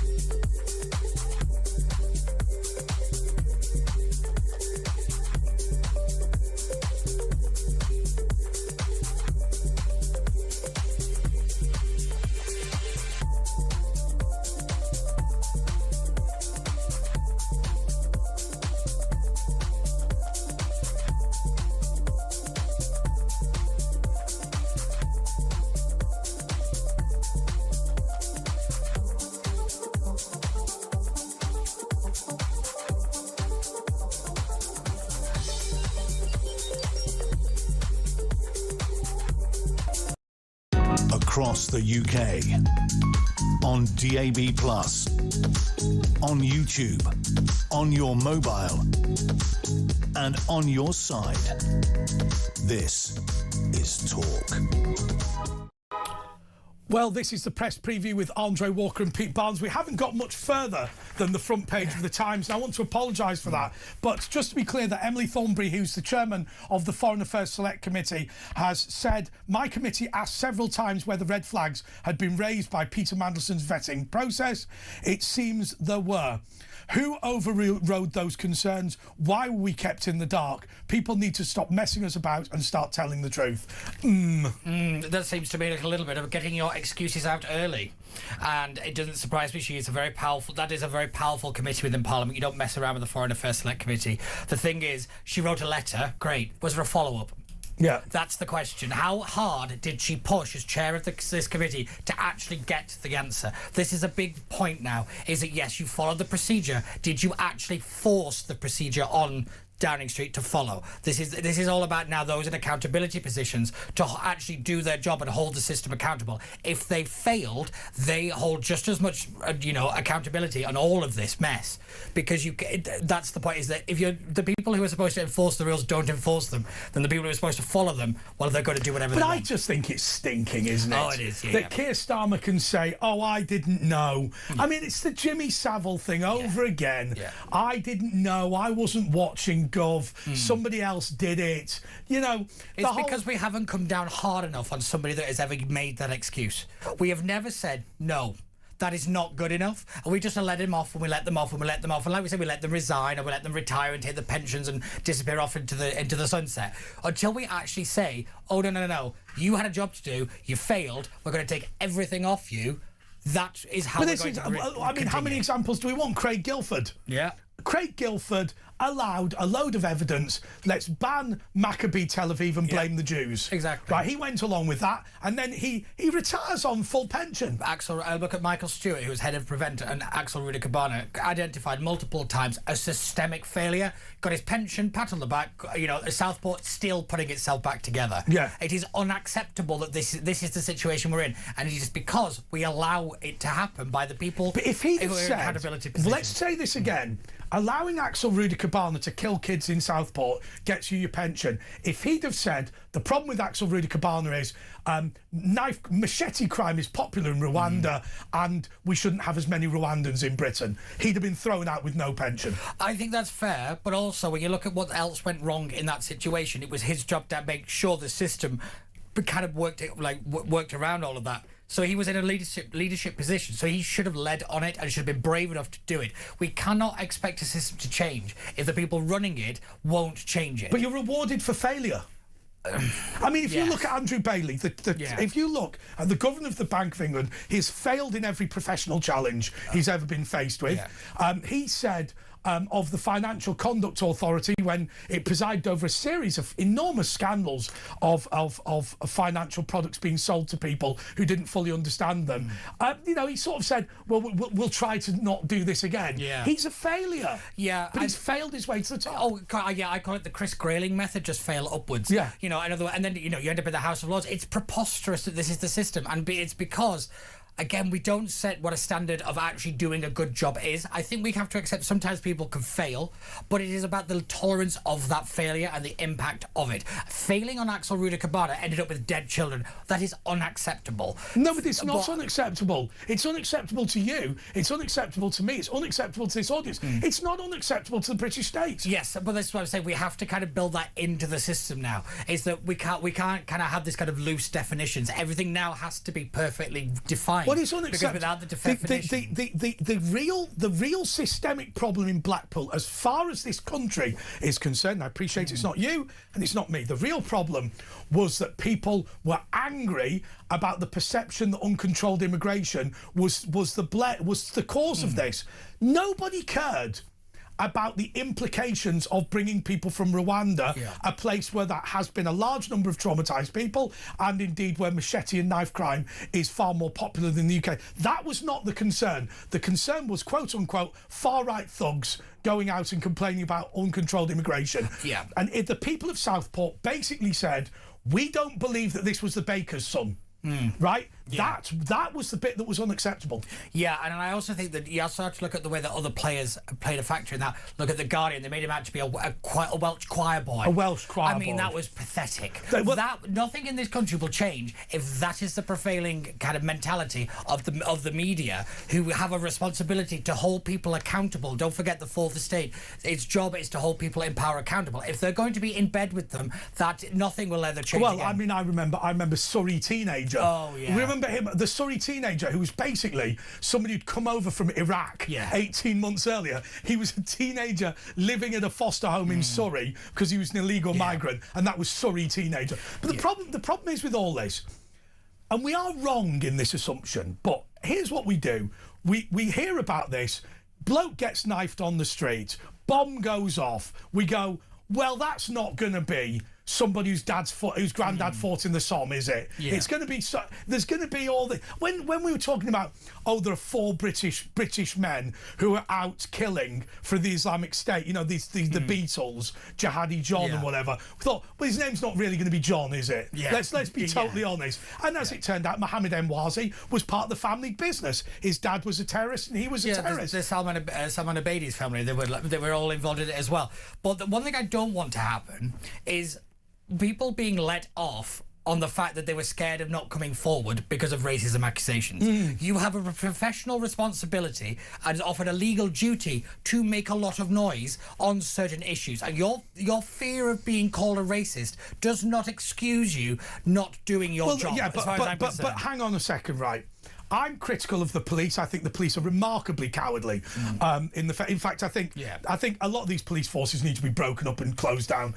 But you walk up to somebody who looks shifty and is non-white, the phone comes out, and you're immediately on YouTube, and you know full well, as a police constable, that your chief constable will not back you. Well, that is what needs to change. You can't expect a system to change and expect kind of people to come forward to do the right thing if you're not going to have their back every single time. The only reason the phoning the face thing works is because we allow it to work. If we suddenly say, well, you can have all the opinions you like, but this is the system, this is the process, and this is the transparency. That is the only way you'll change it. What they call is it the MEN Arena 9X, whatever it's called? 9X. God, how old am I? I'm going to say. But the security said we didn't want to stop Salman Abedi because we were afraid of being called racist. Yeah. And by the way, that's a legitimate concern. It is. But I'm saying that concern shouldn't stop certain people. It's like I say, the head teacher. But you're the one who's going to get into trouble. But always remember, somebody starts beating up police constables in Greater Manchester, and then you try and arrest them. Your own own police and crime commissioner, Andy Burnham, because they've combined the role now, haven't they? Yeah. Right. He's going to go on TV, knowing you were in the right, condemning you anyway. And that is the bit that's the bit that's got to stop. All of this all stems back to the fact that we don't back up the people whose job it is on the front lines on every single point, whether it be the MEN bomber or whether it be Axel Ruda-Cabana, is that the people who were on the front lines did not have the confidence that the people behind them were going to have their back. That is the problem. On all of these things, the problem is the people with the responsibility to kind of back up the frontline workers aren't there. They're more scared for their pensions than putting the public and safety first. Until we get that bit sorted, the rest of it's nonsense. OK, this is the press preview. Apologies, we will go through the front pages, but just to be clear, there's been some breaking news that Sir Ollie Robbins, the permanent Undersecretary at the Foreign Office, has been allowed to leave his role. Yeah, why is the Undersecretary gone? Why is the Permanent Secretary not gone? Why is the Foreign Secretary not gone? I think we think Lammy's in trouble. You've not noticed he's been a little quiet recently. He's known this is coming. I bet you any money, because I go back about 4 weeks ago. That's right, he's gone off the radar. He's gone off the radar. He's submarined, as they always say. He disappeared. Submarine. OK, this is a press preview with Andre Walker and Pete Barnes. We'll be back just in a moment.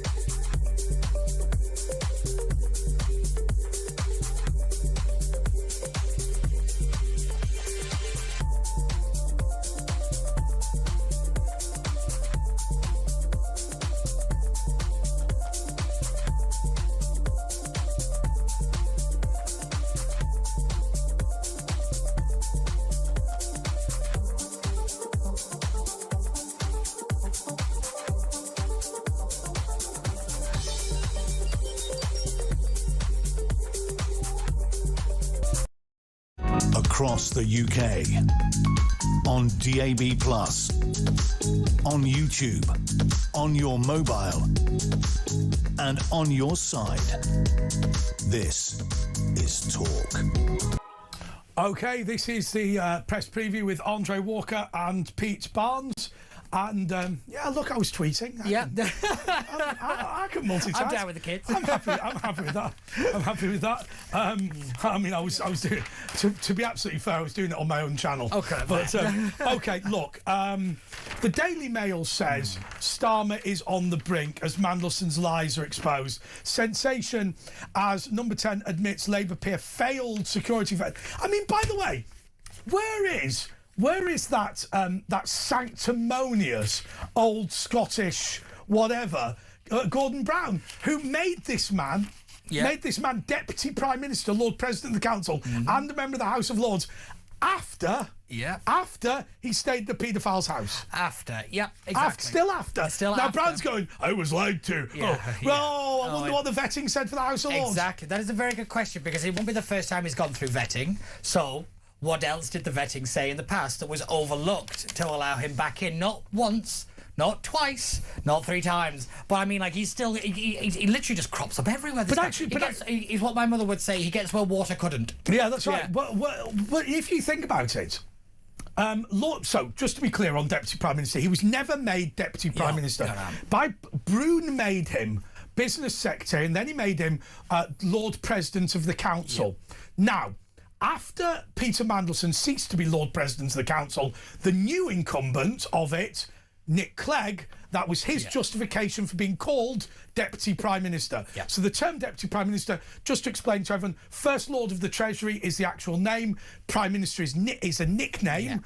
Similarly, Lord President of the Council, the nickname is Deputy Prime Minister. He was made Deputy Prime Minister by Gordon Brown. I wonder what that vetting said. Oh, God. Could it have said exactly the same thing? I think that is a very, very good question, because if it doesn't, why? Exactly.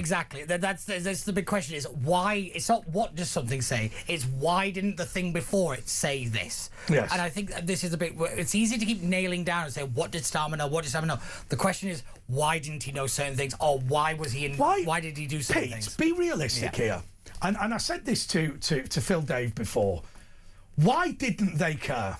Because now look, let me just suggest something. What if I were to say to you, what if you and I were to sit here, I made exactly the same point to Phil Dave, what if you and I were to sit there and go, look, the new American president is a bit of a handful, doesn't particularly like our grade of politics. He's definitely more a Nigel Farage. I mean, he said that Brexit and Trump are the same thing. I'm Keir Starmer in this situation. I am pretty widely accepted to be the biggest Europhile in British government. I'm the person that wanted the establishment vote to have a revote on the European Brexit referendum.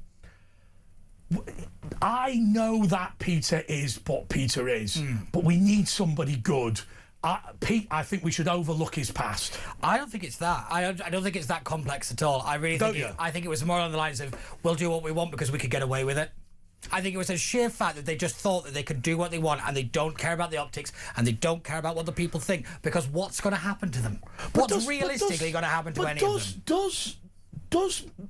Does Keir Starmer genuinely...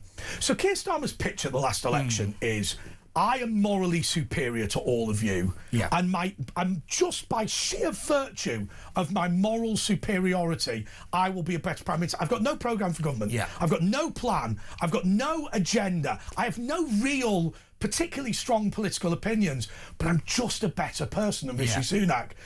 Does he still believe that? I think he 100% believes that, probably more now than he does before, because he's now stuck in. He's saying, like, I'm here because I'm a better person. I mean, I might make the wrong decisions, but my heart is in the right place, and that is why he will stick around. And what he will say to Cabinet is, if you try to get rid of me, I will throw us to a general election. But that makes you a bad person. But he thinks but he will say, I'm doing this because what was his current phrase? Favourite phrase is, we're doing the right thing.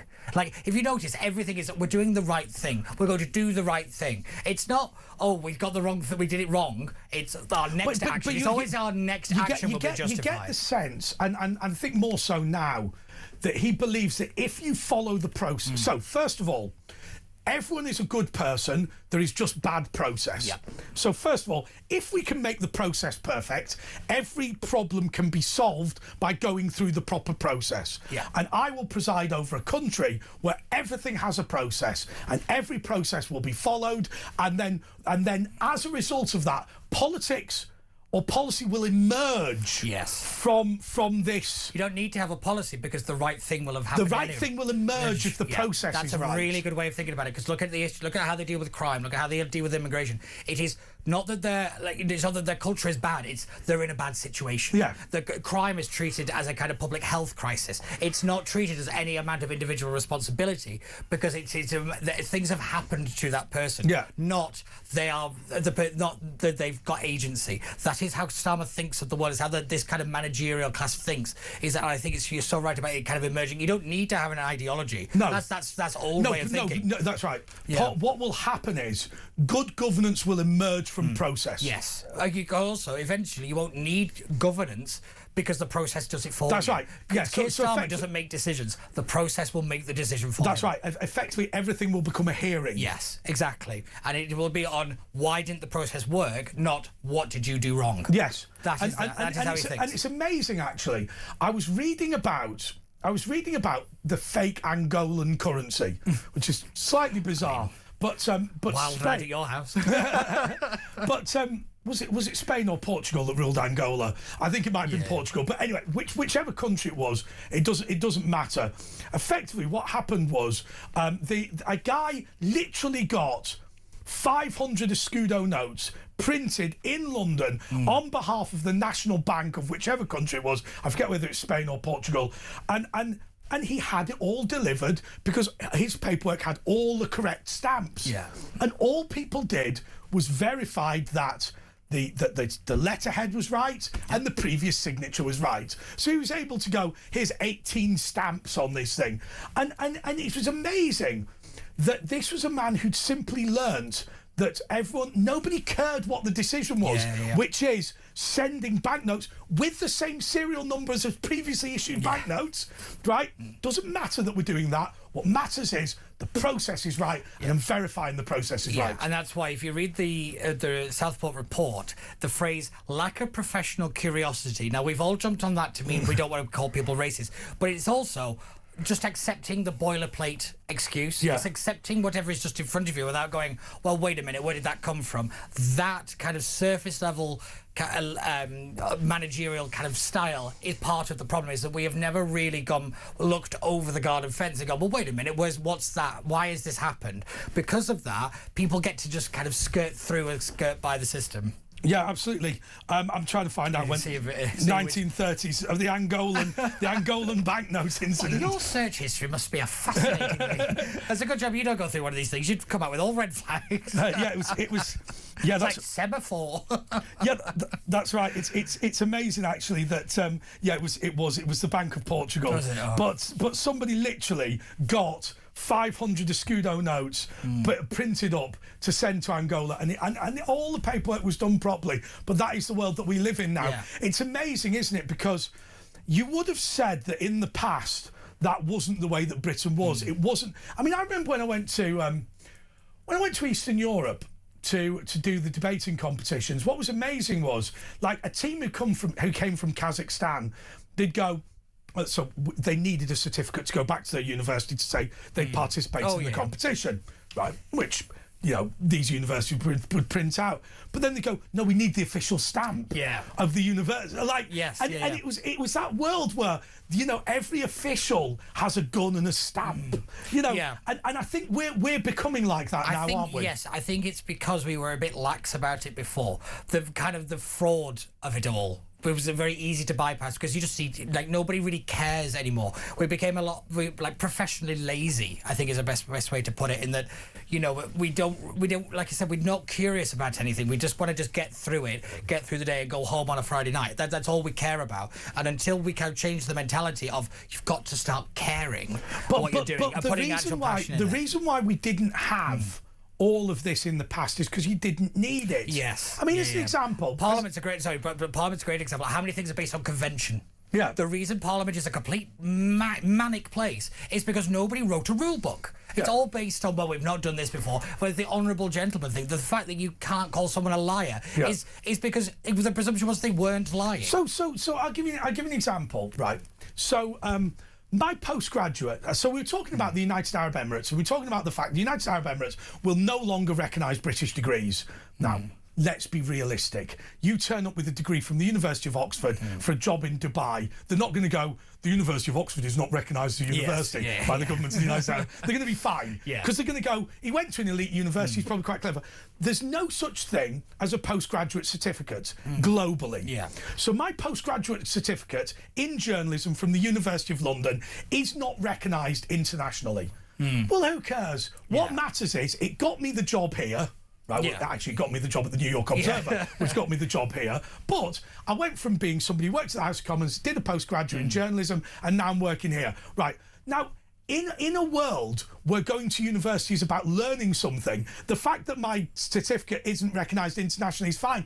But in a world that we're in now, where there's just a confetti of regulation, every piece of paper matters. Yeah, it does. And then you look at the nursing situation where we have all these kind of fraudulent nurses running around. It's about whether you actually care about whether the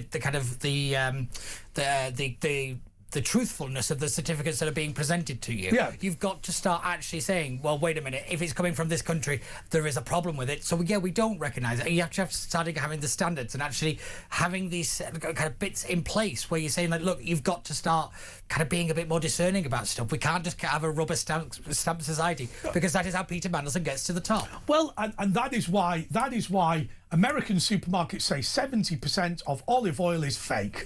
In actual decent supermarkets. I suspect it's the same here. But what the problem is, of course, because all of the olive oil has got all the correct certification from the mafia, courtesy of the EU. It's all sold as olive oil, and it's all rubbish. By the way, if it comes out of a plastic bottle, it's probably not olive oil. More next.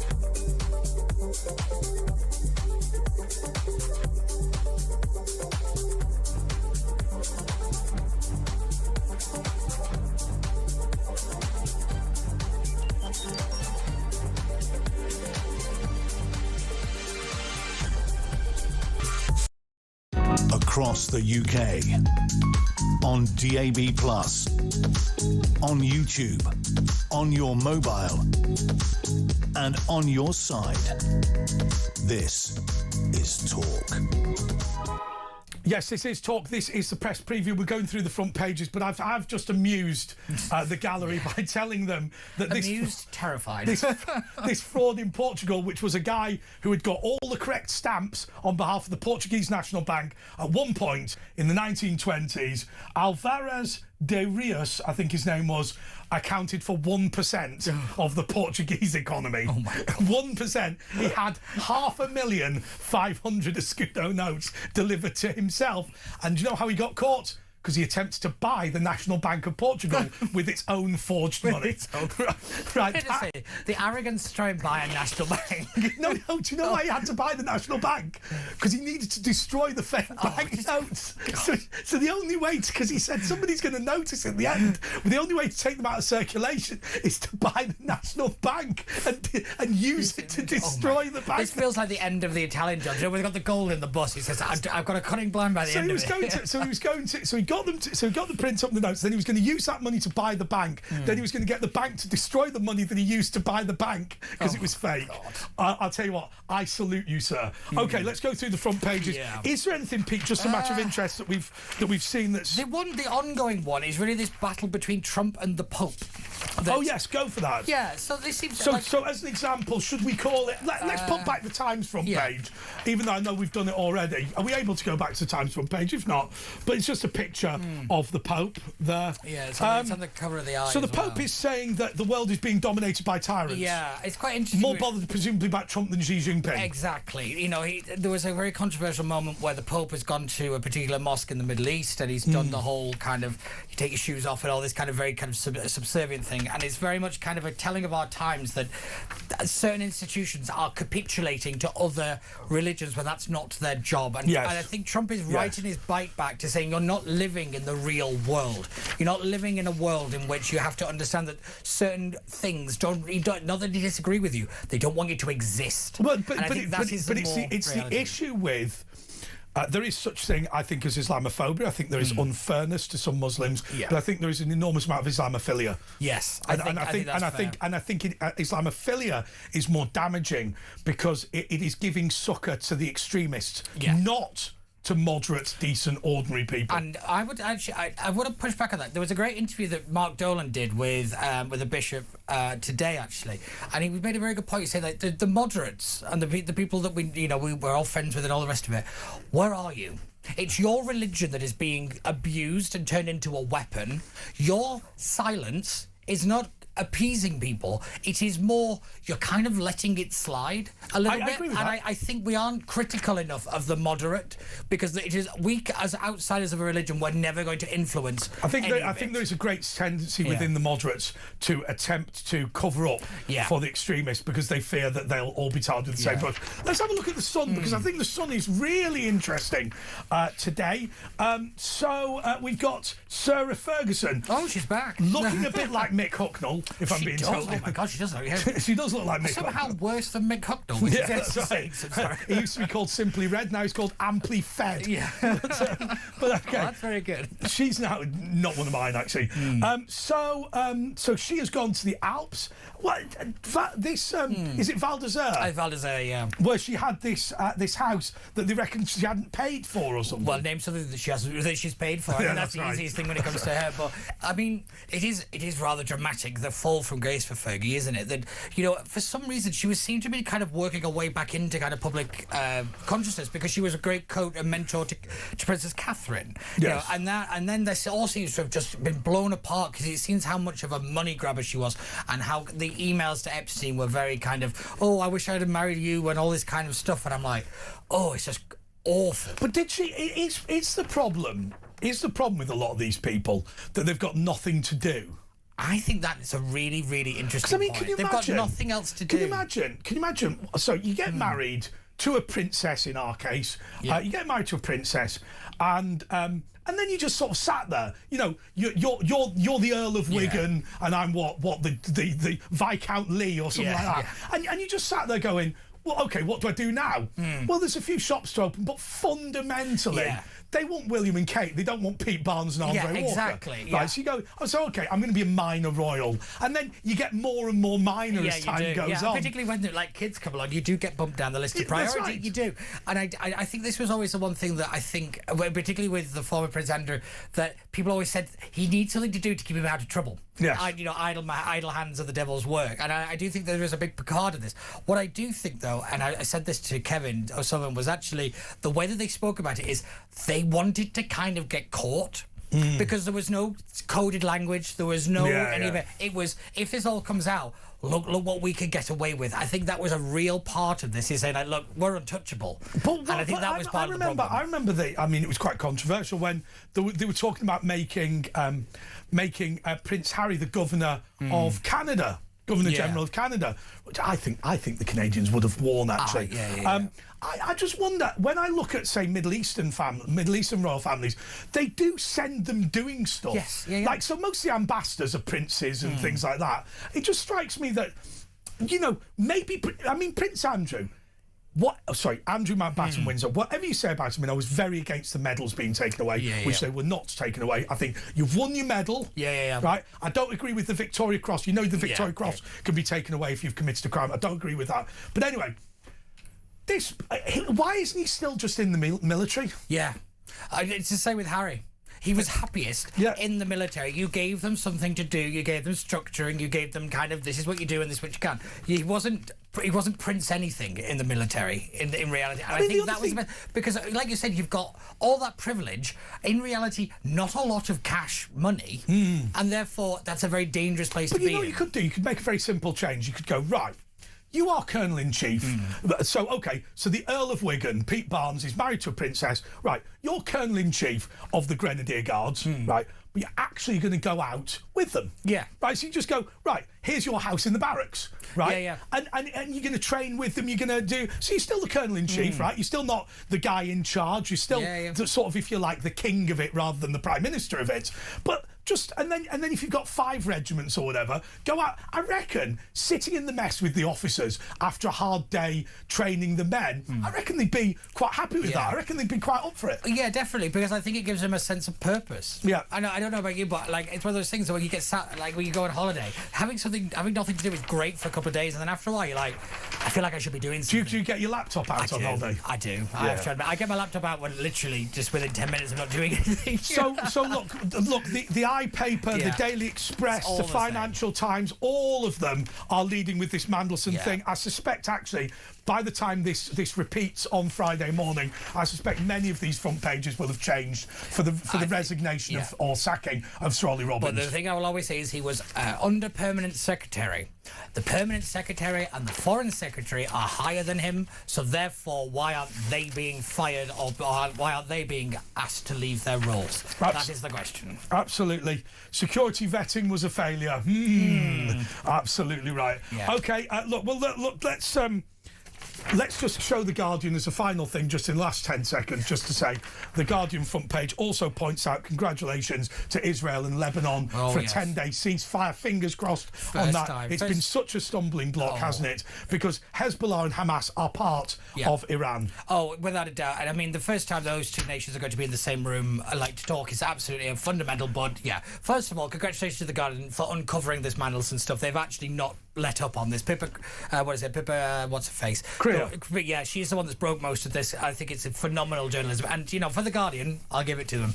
You've talked through the end of the repeats. Thank you. But don't worry, we swore a bit earlier, so maybe they'll have to edit it. I just want to say to Sam in Lancashire, happy birthday. I got a message saying, I'd be delighted if you said happy birthday to me before midnight, which I've done. Pete, you don't have time for a final thought, but we reckon Ollie Robbins is not the end of the story. Well, he might be, but he shouldn't be. That's the reality of it. Unfortunately, it will be deputy heads will roll, like it always is. OK, I'm going to be talking to Republicans overseas about the latest developments with Donald Trump. Not seen them in absolutely ages. And I think this is going to be a really, really important thing. What goes on the Straits of Hormuz has got significance. Pete Barnes, thanks so much. I'll be back in a second.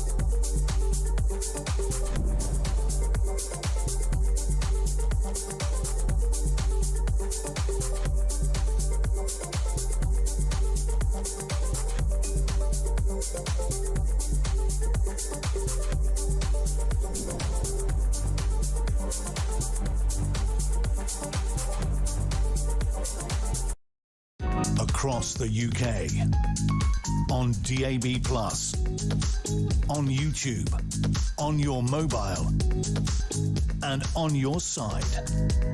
This is Talk.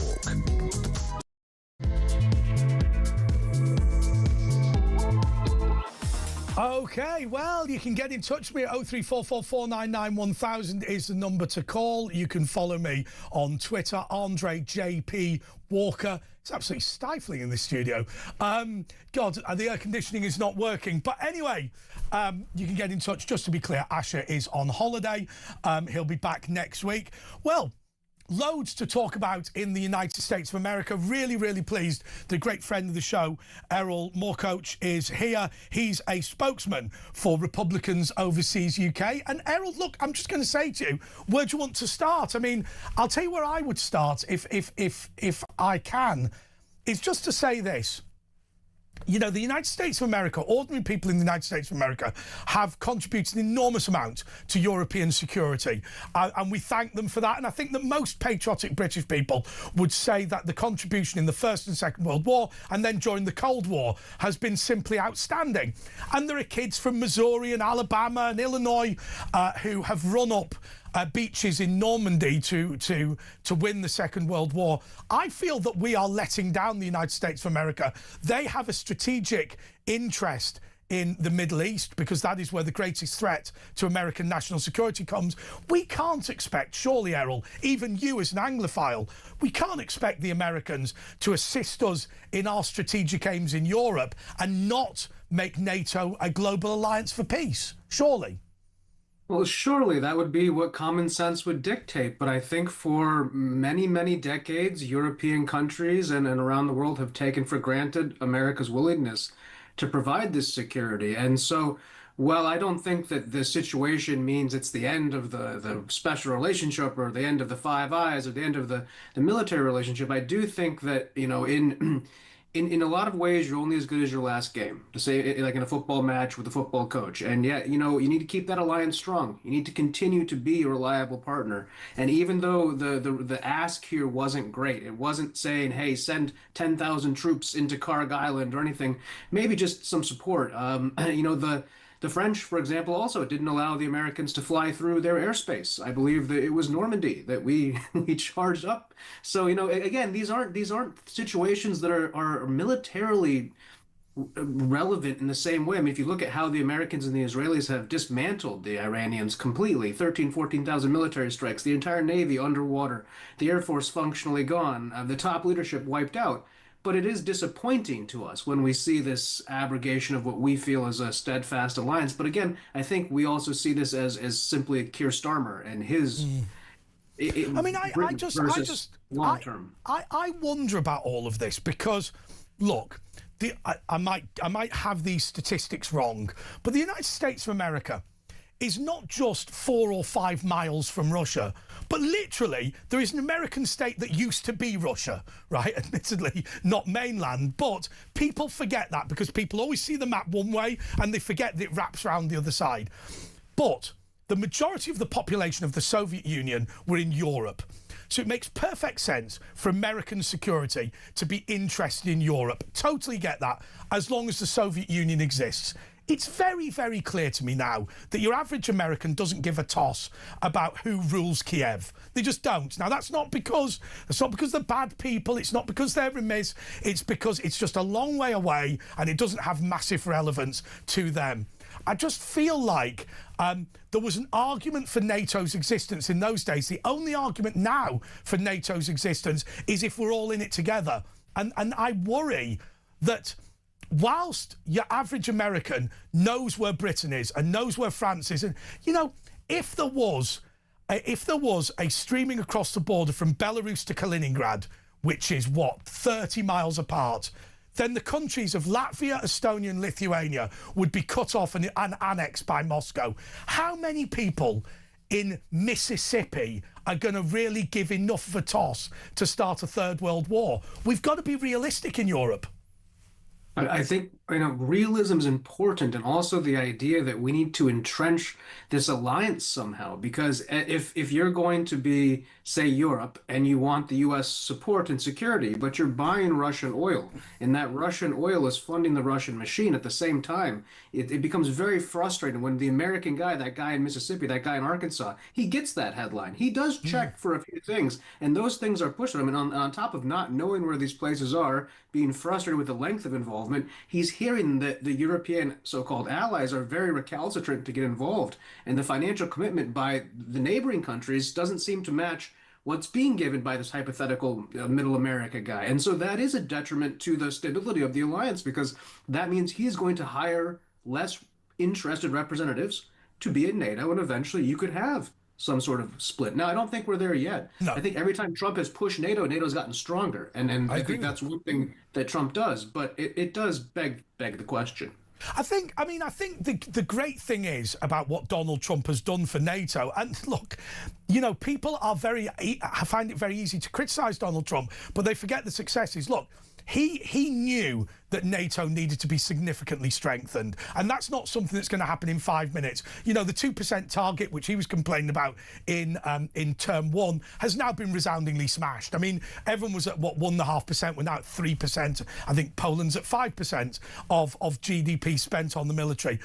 So I think that he's been good in that respect, and I think that I get the impression with the Americans that the attitude of the Republican Party, of which you're a UK spokesman, is to say, look, we could continue doing what the Democrats did, which is to completely ignore concerns about the American public, about them being the only taxpayers that fund this. Or we could go out to our allies and say, we love you, but with respect, you've got to defend yourself if you want us to defend you as well. And I think that I would suggest gives NATO more of a future than this simply, let's just pretend none of this is happening and keep the Americans picking up the bill. Oh, I agree. I mean, the American taxpayer, the American, average citizen isn't incredibly against the concept of NATO, but when they see that they're being taken advantage of, when they see the incongruence in contribution, even if it's a smaller country, it's from each according to their ability relative to that size. And when countries like Spain come across and say, no, we won't do anything for you, or these kind of things, then yeah, you do have a real problem. And how do you fix that? Well, you have to convince those NATO countries that their own security is worth it. And I think when America shows that it's willing to pull back, when it's willing to act alone, perhaps that will be the impetus for some of these countries to come around. We see at least show by Macron of France trying to rebuild some of their military industry, and you'd like to see it, you'd like to believe it, but after 40 or 50 years of deindustrialization, denuclearization, de-idealization, just sort of stagnation, we wonder what kind of ally we can get going forward. I mean, the great thing is, as far as I'm concerned, so obviously we've got Airbus, we've got BAE Systems, we've got lots of smaller defence manufacturers. I mean, as we discovered with Israel, we're part of the American military jet program. I suspect probably we're only small specialist bolts or whatever, but we are part of it. But the great thing about America is that we could just buy the kit from you, right? So we don't have to build up a military-industrial complex, do we? What we can just go is well, all this equipment fits together. Actually, in reality, the Americans are very happy if we buy their kit. They'll give us, because of our very trusted status, they'll give us most of the best stuff, not absolutely everything, but functionally, and all the militaries will tessellate and work together. So for me, it's just a case of the spending, and I think look, we could buy 100 F-35s or whatever it is, and just leave them in a hangar just in case, and that would count towards, because people forget the 2%. Or 2.5% is not giving it to NATO. It's not giving to America. It's spending it on anything that is military related. You could literally, I was saying this earlier, we could literally make every child in Britain a Sea Scout, and that would count towards naval. I think Sea Scouts are actually Scientology, but a naval cadet. We could make them all naval cadets, and that would count towards the NATO spending. It's so flexible. Oh yeah, flexible, and also it's something that's all integrated, like you mentioned. So once you get one system, it all works throughout. So it's very easy, also as a quantitative easing measure for certain industries to pour a lot of money into defense. The defense industry does have a return on investment, and that return is also security, stability. When you have Greece defending British territory in Malta from incoming missiles, it starts to become a question of also national pride. Like, don't you want to be able to wake up in the morning and realize that the Royal Navy still has that ability, that the Royal Military is able to conduct these operations? I think it's fair. I think, Errol, it's fair to say when we were unable to muster one boat, one ship, I think, I mean, look, that is a national embarrassment. There's no point. There's no point in sitting here saying that is a defensible situation. I think the only defence we can offer to that is that the problem with the small navy was noticed quite a long time ago, and I know people have been critical of the Queen Elizabeth class aircraft carriers specifically because they're not nuclear powered. I actually don't think that's as much of a problem as people make out. I think that given that they're part of a wider strike group, I think it's a fine thing. Also, we're never going to be able to afford the Eisenhower class aircraft carriers. So I think we have started to fix the problem, but we are still a long way back. But what is the sense in America of not being able to use these air bases? Because that must have played very badly amongst the locals. Yeah, definitely. There was just confusion. There was confusion as to why, and the right-wing media obviously didn't do any favors to the UK in terms of how they portrayed it. They were not kind, and their viewers were definitely very upset. I actually had some friends who were moderates. I would consider them Democrat-leaning, who actually were surprised, and we chatted about it. It just seemed like a given. So disappointment and confusion, but also I think the overarching feeling is that the UK is in a transition phase, and this government probably doesn't represent the future of the country. And has that penetrated the psyche? I to people who aren't very active in it, no, but they've noticed that he's unpopular. They've noticed he's a weak leader and he's unpopular, and so that the general sense is when you see sort of a weak animal, he's going to lose his status eventually, and that's what we see in Keir Starmer on the ground. And what about this thing that I don't know if you've seen it, Errol, but I'm happy to help you out. We've received a press statement from Keir Starmer, who's going to tell a summit about shipping. My understanding that it's going to be hosted today to discuss the Straits of Hormuz, and the Prime Minister is going to say, now, Errol, if you're bemused by this, then trust me, you're not the only one. He will say, the unconditional and immediate reopening of the Strait is a global responsibility, and we need to act together to get global energy and trade flowing freely. Emmanuel Macron and I are clear in our commitment to establish a multinational initiative to protect the freedom of navigation. We must reassure commercial shipping and support mine clearance operations to ensure a return to global stability and security. I mean, that is a sensible thing to say, but he's not done it so far. Yeah, I mean, and also, what does that mean? Is he going to send the Navy or some ships? I guess when it comes to mine clearing, that is something that we really need anybody and everybody with that high technical expertise. But as Trump mentioned, the war is kind of over. Like, when we really needed you was during this other period, and you want to show up after it's all done and be part of that. To President Trump, it means something different. I agree. It changes the way he's going to deal with you, and I think that's a shame because it would have cost you so little. Well, it's funny though, isn't it, Errol? Because under normal circumstances, so as you know, there is a great deal of nervousness in the United Kingdom about this special relationship thing, which is probably more hyped up in Britain than it is in America, but okay, fine. I mean, we've got a shared history. We've been the same country at one stage, but basically. But I just wonder whether we're going to whether when Trump has a go at us, we need to be overly worried about it, because it seems to be almost like a parent admonishing a child. It comes from a position of, I want you to do what I'm telling you to do because I like you. It's not the sort of seething hatred that you would expect from somebody who's offside, if you see what I mean. Oh, I agree completely, and I think that it sort of speaks to it.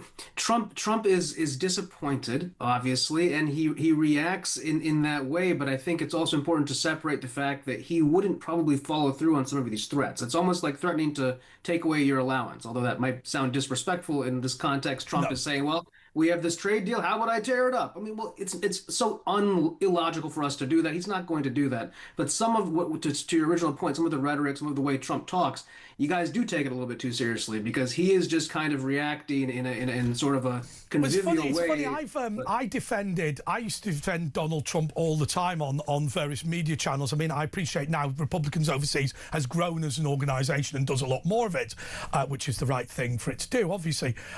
What I tended to find was you would watch Donald Trump and what he would be saying would sound completely unreasonable. But if you then watch the White House briefing, it was very clear that he would stir the pot on a particular issue and then send in some quite sensible negotiators to offer quite a sensible deal. And I tended to find that when I was defending Trump on Sky News or wherever, if you simply repeated back what he'd actually done in addition to what he'd said, then actually it started to make a great deal more sense. Oh yeah, you have to look at the man's actions and not his words only, and that's by design. He oftentimes obfuscates and throws people off. If you remember when he took Maduro, he was talking about bombing Iran the day before that, and then he's doing that. So in every sense, he plays with the media, he toys with them, he knows how people are going to take these stories, and he's somebody who's been on television for 30, 40 years. In a very highly controlled environment and fluid environments on stage. So if there's anybody who knows where the camera is and knows how to play angles, it's Donald Trump, and he does it very, very well. And then, like you said, he uses these surrogates to go out and actually break down the message, and it's very interesting, very unique. Now, a lot of people have that, and he's also the only president, of course, who journalists have his cell phone, and you call him directly, he answers. He tells you what he wants, and when he hangs up, that call's over. It doesn't go to White House propaganda department. Is, so he's a very direct line person. Yeah. And then he leaves it to the rest of us to sort of decode it and bring it to the public. But he is deliberately vague on occasions, isn't he? Because what he wants to do in the negotiation, he wants to knock people off balance, so they don't know precisely what he's driving at. I think actually Mark Rutte is quite a good partner for Trump, because it's clear that Rutte gets it in the neck and actually goes away, thinks about it, and delivers on what Trump has told him to say, told him to do. Oh, he does, and he's been very happy with the results, because for all of Trump's bombastic statements, in the end, what we talk about, NATO was stronger. You have commitments up to 5%. You have that stress level that he would have as the Secretary General there being reduced because the main member, the United States, is pushing people to make the alliance stronger. So he knows how to read Donald Trump. He knows how to flatter him. He knows how to play word games a little bit. Trump likes it. He likes it. Obviously, the very funny sort of, I guess it was a linguistic difference, but the daddy comment, that one ended up being a hat in Donald Trump's store in his golf course. You could buy the hats. So obviously there's just a friendship relationship there, but it's because he understands Donald Trump. He understands how to work with him, and that's why he gets results. Well, everybody else fails. Even Mamdani. Look at this guy just shows up from New York, talks to Trump, and Trump's like, "Oh, that's a good idea. I'll do it." They've been trying to build this housing for 15 years. Go talk to him. Mamdani is going to open up 5 supermarkets in New York that are owned by the government. That's going to be a disaster, isn't it? Yeah, it's 2029 slated to open them. So get in the bread line now, and you might get a slice. But I'm not quite sure how New York is going to work with that, especially the $30 million cost per grocery store. Usually the private market covers all of that. So again, it's a really great idea that's been tried in Czechoslovakia, and we look forward to seeing how it works in New York. It's amazing, isn't it? So look, in terms of what the Republican Party will be looking to do in the next couple of years, there needs to be a replacement for Donald Trump. I have to say, I think that, right, don't take this the wrong way, I think the rule in Russia is a better rule, that it should be 2 consecutive terms that is the term limit, and if you've taken 4 years off, you should be able to come back. But that's not going to happen. There's not going to be a constitutional amendment as long as Trump draws breath. Who do we think is going to be the next in line? I get the sense that JD Vance is probably not going to be the candidate. Am I right?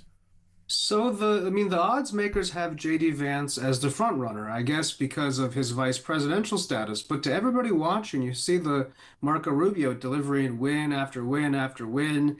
You see almost after the 10 years of chaos, because even though we had that 4 years of I forgot the guy's name, but he was president between Trump, you had the situation where Marco Rubio has always been an establishment guy, and for him to come with Trump and then go through this whole process and then deliver very well on the international stage. And as we pivot back towards the Western Hemisphere, the Don Roe doctrine, as Trump calls it, well, it's very useful to have somebody who speaks Spanish. That's quite a useful tool. And as the Hispanic vote in America breaks towards the Republicans heavily, because these are generally conservative, family-based, traditional people who want to have good culture and good country, that we have a real winner there. But in the end, JD Vance delivers in state because the country is so boiled down. You have, for example, 30 million white Christian men didn't vote in the last election.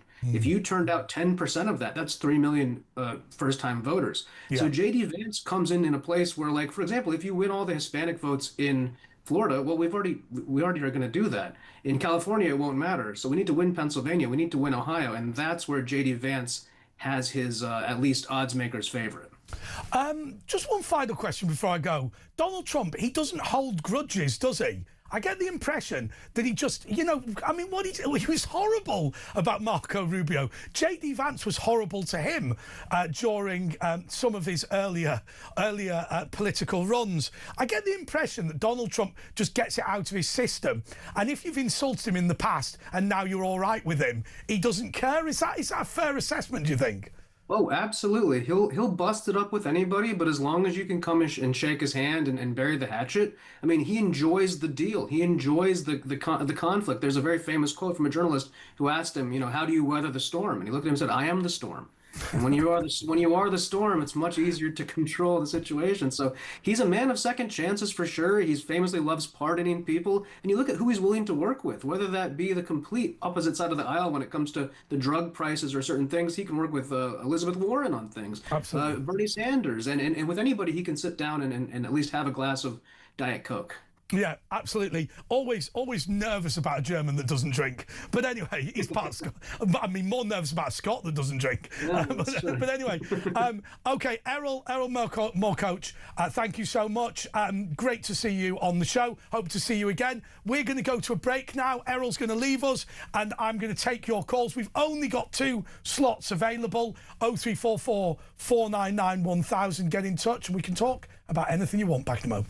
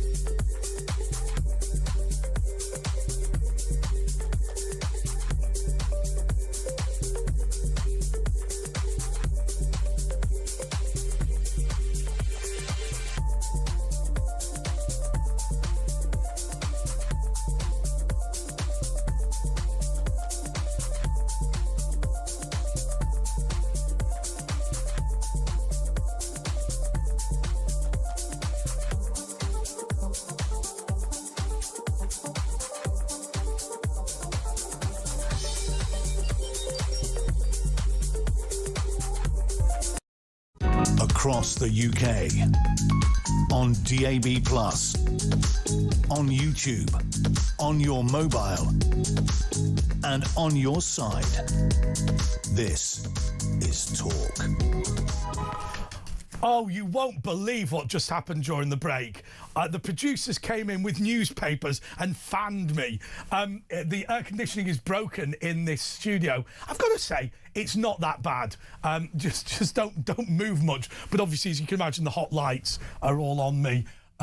Anyway, that doesn't bother me too much. Right, your calls 0344 499 1000. I can see we've got Janice in Essex. I've got a couple of other people calling as well. I'll tell you what we can do. Let's get Janice on. Let's just put Kevin straight through because he's Kevin in Basingstoke's good bloke. Okay, Janice, what have you thought so far? Oh, you're absolutely brilliant. You just read my mind. I can't believe. Amazing show. Thank you. I'm getting into that next week. I'm not sure if I'm going to be able to plague you anymore. You are brilliant. Absolutely brilliant. You might not like me much.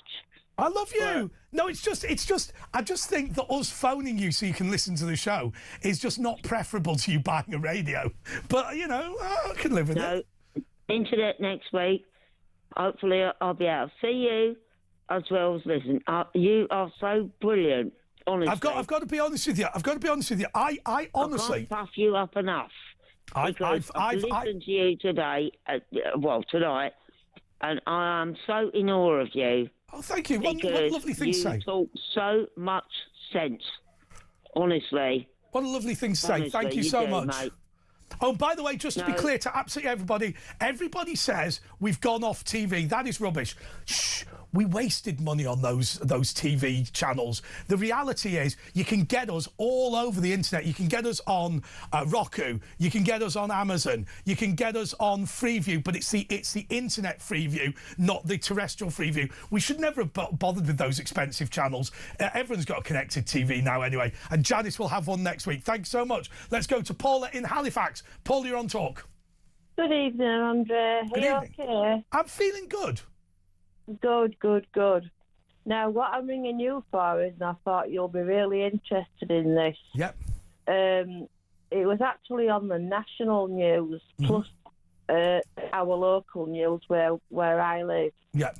It was a lady and a man at Savile Park in Halifax who racially abused her and her children, and they've got a sentence today. Oh, really? Yeah. So what way round was it? So the people that racially abused the woman and her children, were they black, Asian, white? How did it all work? Oh, she was a Filipino lady, and she's a qualified nurse that works for the NHS. Wow. And her children play the piano. You know, they're really nice family. I think it's a real shame, isn't it? Because we're very critical of people who don't integrate into this country, and we're really critical of people who are radical jihadis and all this. I absolutely hate it when people get the wrong impression and think that we've got a downer on every migrant, we've got a downer on every Muslim. Yeah. You know, it's a real shame. The guy was taking the mick, and he's going, go home, and he's going, rowing boats, and throw dog biscuits over. It's all over internet. It's been, horrendous. You know, it's absolutely. I mean, talking of racism, I mean, how serious a problem is racism in Halifax where you are? Because obviously there's now large communities from places like Pakistan and Bangladesh, and how is it? Do people rub along? There's also a lot of immigrants, which a lot of English people are not very keen on, because they think that they're just like scamming the system, which I get. But as for everybody else in the community, like the Filipinos, the Asians, or whatever, they're just all coming. Well, I mean, it depends what you do. It depends what you're doing. I mean, I will say one thing about the NHS. I do think that it is a scandal. So, Filipino nurse, brilliant, but really we should not be cannibalising the health services of the third world. I mean, if you look at somewhere like the Philippines, you know, this woman has not come from the Philippines because there's no need for nurses, or they've got too many nurses. or their healthcare system is so good that they can export. It's because the jobs are better in Britain. And I think that we should be training our own people, and actually it should be us helping the Philippines rather than the other way around. Yeah, I get where you're coming from. But that's not her fault, obviously. Just to make a point, she's actually been married for 20 years and to an English guy for 20 years. And like I said, they play the piano. The kids are absolutely beautiful. Well, I mean,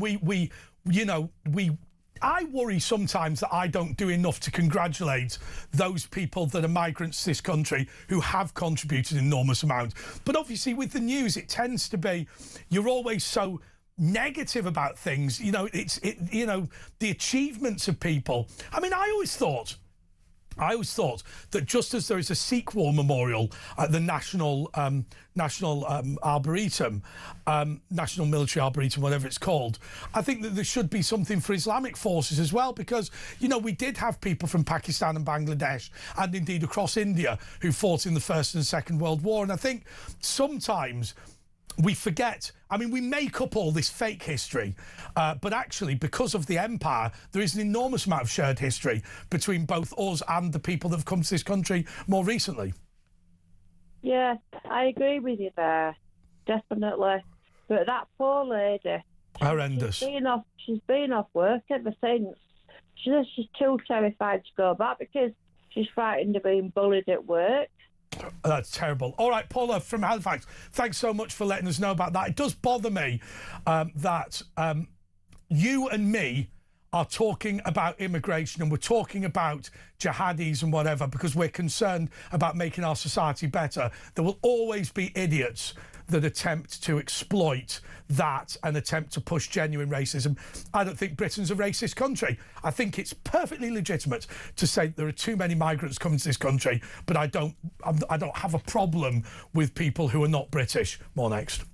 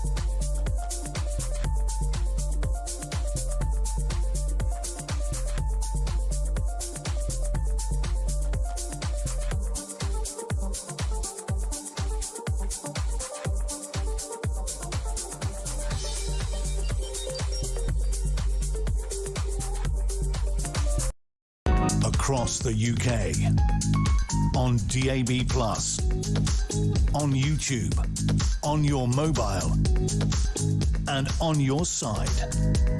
This is Talk.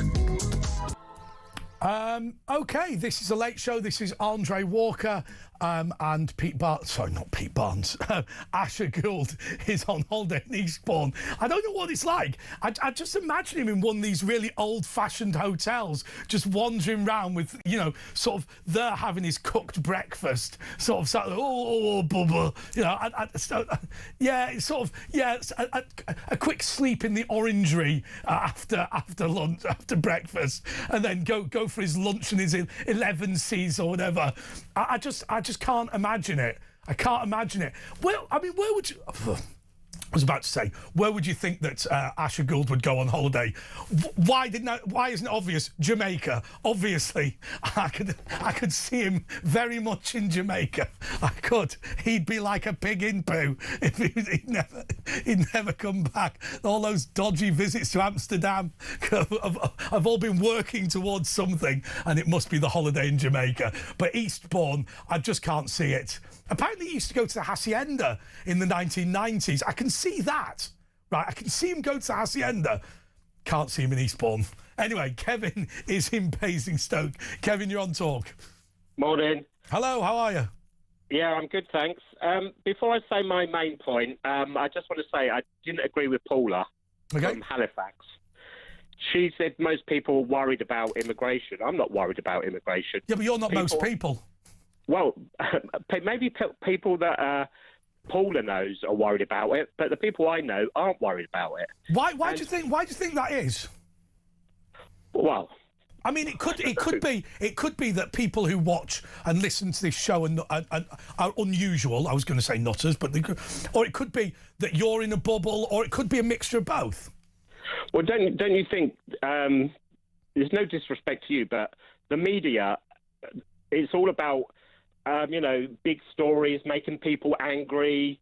That's what your business is. I mean, no disrespect to you, but that's what it is, isn't it? I accept that precious few pro-abortion communists are going to watch and listen to my show, right? I do accept that. I think if you like James O'Brien, you're probably not that keen on Andre Walker. I get that, but I think if I didn't mean just you. No, I didn't mean just your show. I mean all LBC, talkTV, GB News, newspapers. It's all about making things dramatic. I think so, but look, any story has to be interesting, doesn't it? I mean, if you tell a story down the pub, you're going to not embellish it. You're going to emphasise the interesting bits. And I mean, as an example, if Queen Camilla goes and opens up a supermarket and somebody shouts, "You're a bitch," inevitably the more interesting bit is going to be the abuse that was shouted at her, rather than the fact that she was very impressed with the quality of tomato growing. Yeah, I true that. But what I mean is, if you watch the news, you'd think this country is in absolute chaos. But I mean, where I live is nothing's changed. It's still exactly the same. It's still peaceful. It's still a nice place to live. I worked in London for 20 years. I go out in London at weekends. It's the same. Just a matter of interest. When you say you go out at the weekends, I mean, the nightlife in London, do you not think that's declined? Well, I think there has been a lot of gentrification. I think that's happened, and I think after COVID, a lot of it closed. But there's still a lot of nightlife in London. There's still a lot of people come to London for things like theatre, pubs, clubs, concerts, things like that. I mean, I've noticed. There's no point in me pretending that I'm massively into the sort of Irish or Greek circuit. Somebody described me as a Greek Irishman the other day. I mean, it's a bit of a stretch. My mum's probably a Jacobite Scot from Belfast, right? I mean, it's not exactly the most Irish thing you've ever come across. But I have to say, those little working class Irish pubs in South London, in places like Tooting, where you could get a really exceptional pint of Guinness and hepatitis from the food, they're all starting to disappear in favour of places where it's really expensive. I mean, I've got to be honest with you. I look at staff who work here and the amount that they earn as junior members of staff. Now, I started as an intern at the House of Commons. It amazes me how these kids can actually survive, because if you're talking about sort of £8 a pint and your rent is 800 quid or whatever, I mean, it must be a nightmare. Well, yeah, but I mean, a lot of people that live in London, they are. It's split in two. There's sort of like poor people in London. Yeah. But there is a lot of money. People do earn a lot of money in London. Oh yeah, so they absolutely. Can't afford it. And a lot of young people, they can't afford to have kids. So what do? They might go out and enjoy themselves. But one thing about Paula said something about all these immigrants coming over here. We haven't reached the birth replacement rate for 50 years. If we had done, there would be an extra 2.5 million people in this country. So we're not overpopulated. But what about this statistic? And there are not enough people working to pay their pensions, because half of the benefit bill goes towards pensions. Well, there's no doubt about that. What about this statistic that's come out today? The Labour government has decided that it's not going to go for what's called common hold, which is to abolish freehold and leasehold and merge them into one thing. So what happens is, if you buy a block of flats and there's 8 flats in it, suddenly you will be there will be 8 equal shares of the what would be called the freehold. It would be called the common hold. The Labour government has decided not to move forward with that. 56% of people who are in leasehold properties in London cite being in a leasehold property as a reason for not starting a family. That is the younger contingent, obviously. I mean, this situation with property, I think it's 40% across the rest of the country. This situation with instability in the property market is reducing the population, and there's no doubt that the Treasury is committed to keeping the population stable through immigration. Well, the thing is, I mean, that we don't build enough houses. Margaret Thatcher's right to buy. A lot of houses have been sold off. Now they're in private hands, and they're owned by people with that own multiple houses. Some of them are just people that own 1 or 2. Some people own, hundreds or 50 houses, and they're renting them out, and they cost a hell of a lot more to rent out than if you was renting them from the council. Yes. But why I phoned up, I think Trump is making America weaker, because 42% of Americans' military exports are to Europe, Australia, and Canada, and these countries. They're losing trust in America. They're not going to buy American military hardware from a country where they don't trust them. And also, 50% of global trade is between Europe, America, Canada, and Australia. Yeah, he needs trading partners. I mean, America is wealthy because people trust them. Well, people are losing their trust. I mean, it depends. So, first of all, the points you've made are sensible, clearly, as they always are. But my thought is, to what extent is Donald Trump deliberately stirring the pot to get his house in order? Because, I mean, this whole Germany spending 1.3% of GDP on its military, that wasn't a sustainable situation. And actually, Donald Trump has pushed NATO into really pulling its weight a lot more. So Errol Moorcoach, as you know, his argument is that the way that Donald Trump behaves actually strengthens us because he's being honest about our predicament. Well, no, but America gains from being the world superpower. It does. They didn't do it for the good of anyone else. They did it for themselves. Even if they weren't in NATO, they'd still spend the same amount of try to spend the same amount of money. But what happens, Kevin, if they then what happens if they then say, yeah, Kevin's right, we defended Europe because it was in our strategic interest at the time, it's not anymore? Well, the thing is, they haven't really defended Europe. I mean, Article 5 has only been triggered once, and that was to help America in Afghanistan. Yep, it cost billions of pounds for NATO countries to support them, and people lost their lives. Trump insulted everybody that helped him. I mean, and also, they've got air bases all around the world in other countries, which gives them so much strength. If they was to decide to go to war with somebody or bomb someone, without those air bases, without their partners, it would be a lot harder for them. It would be a lot harder. Well, it was a lot harder. Kevin, stay there for a second, because Carol has got in touch from Manchester. She wants to respond to you directly. Now, Carol, I don't know what it is that you want to say to Kevin, but he's a hardy soul, so I'm sure that he can take it. What did you want to say? Right, Kevin, can we get there now? I'm sick and tired of, you're talking about journalists, you're talking about people that are speaking, like on behalf of everybody else, and whether I'm sticking up for the people, the pensioners or whatever that have been there for years and years and years.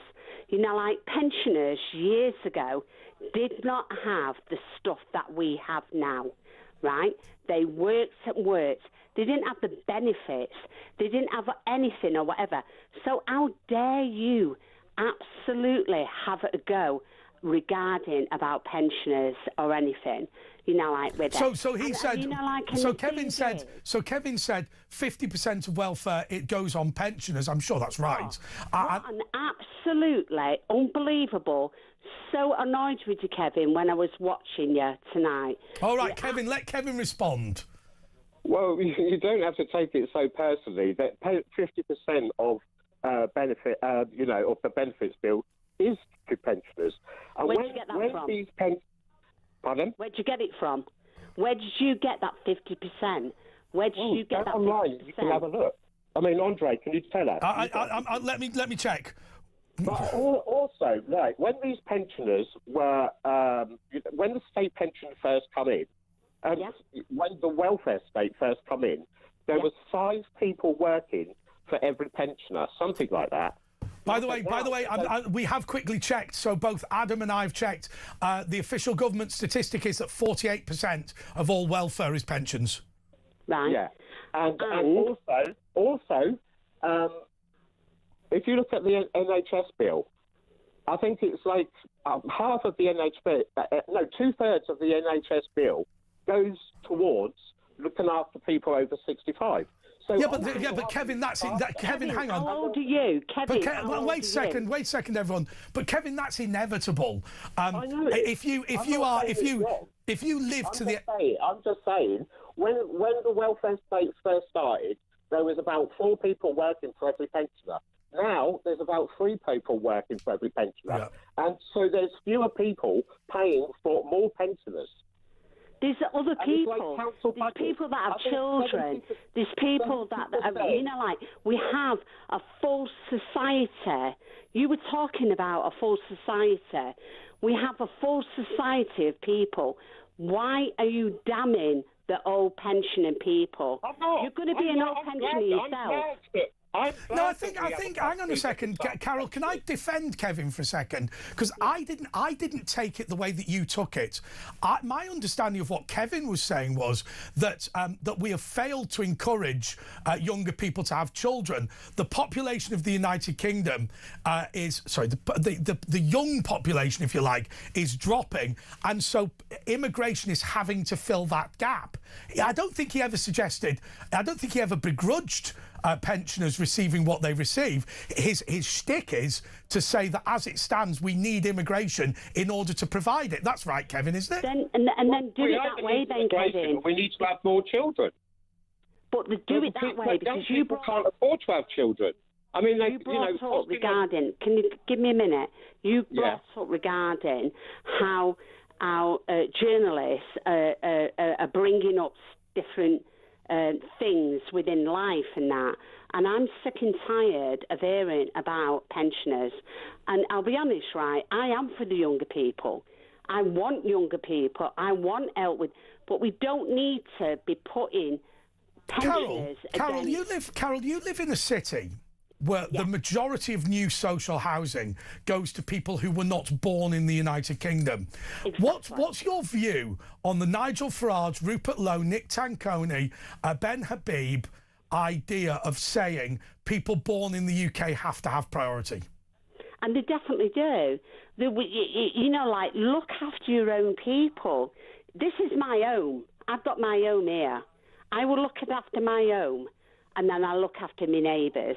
If I can't afford to give, right, and I can't afford to pay my bills in my home, right, I'm sorry, but I have to look after my own home first.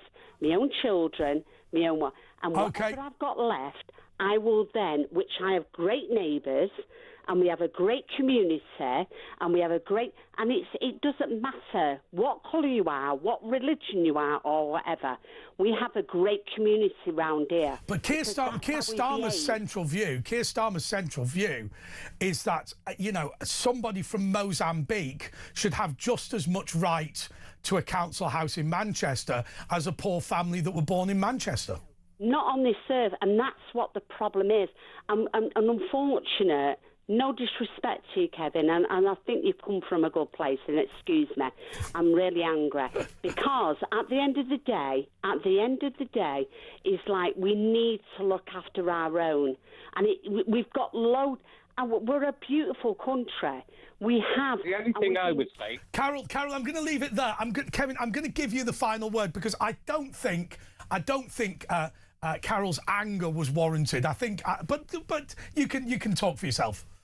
Well, no, Carol thought I was attacking pensioners, which I wasn't. No. I want to help. I want to help pensioners and people on benefits, because pensioners don't get enough. We don't spend enough on welfare either. I mean, if you look how much we spend on welfare, it hasn't actually gone up that much over the last 20 or 30 years. It's crept up, but so's the population. So it's going to go up, and also everything goes up. They say, we're spending more on welfare, but we spend more on everything. We spend more on rent. We spend more on food. But what I'm saying is what I don't like is that inequality. We have a massive wealth gap. That's the problem. Not people on benefits, not people on pensioners. OK, brilliant, Kevin. Thank you so much. We're going to continue to take your calls. Thank you, Carol, as well. The only reason I cut that short is because we've got to go to a break. I'll be back in a sec.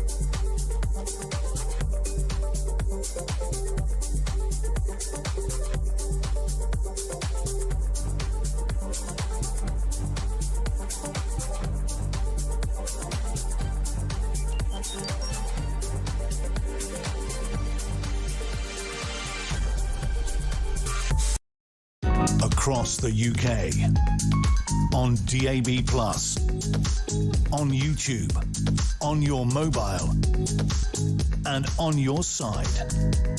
This is Talk. OK, this is The Late Show with Andre Walker. Asher Gould is in Eastbourne investigating local criminality or doing whatever it is. I just imagine him like a cross between Beethoven and Miss Marple. I don't know. It sounds weird to me. But OK, I'm sure he's having a lovely, lovely time. Comatose in front of the fire, doing whatever. Another gin and tonic, please, Bubba. I wonder what he drinks. Right, I don't know. I know what he smokes. Anyway, no, I'm joking. Anyway, Cindy is in Michigan. Cindy, you're on Talk. Hey, Andre. I wanted to tell you, I'm in awe of you, too. I really adore you. Oh, thanks so much. That's so nice of you. Beyond fantastic. And I'm a fan of Janice, too. I loved listening to her. But I wanted to talk about Epstein and what a disgrace. Yes. It's just outrageous. The police need to get it together because the people are angry. And why is it that in America? Why is it that in America really very little's happened? I mean, it's been a huge scandal in Britain. Mandelson, Andrew Mountbatten Windsor, 2 court cases, so we can't really talk about it. Ghislaine Maxwell, okay, but she is a British national. The only people who've got into trouble are British. I know, but that's thus far. That is thus far. So, the brew is still cooking. I get the impression it's still hot. I get the impression that the reason why there's been so little action so far on Epstein is because Donald Trump was not implicated.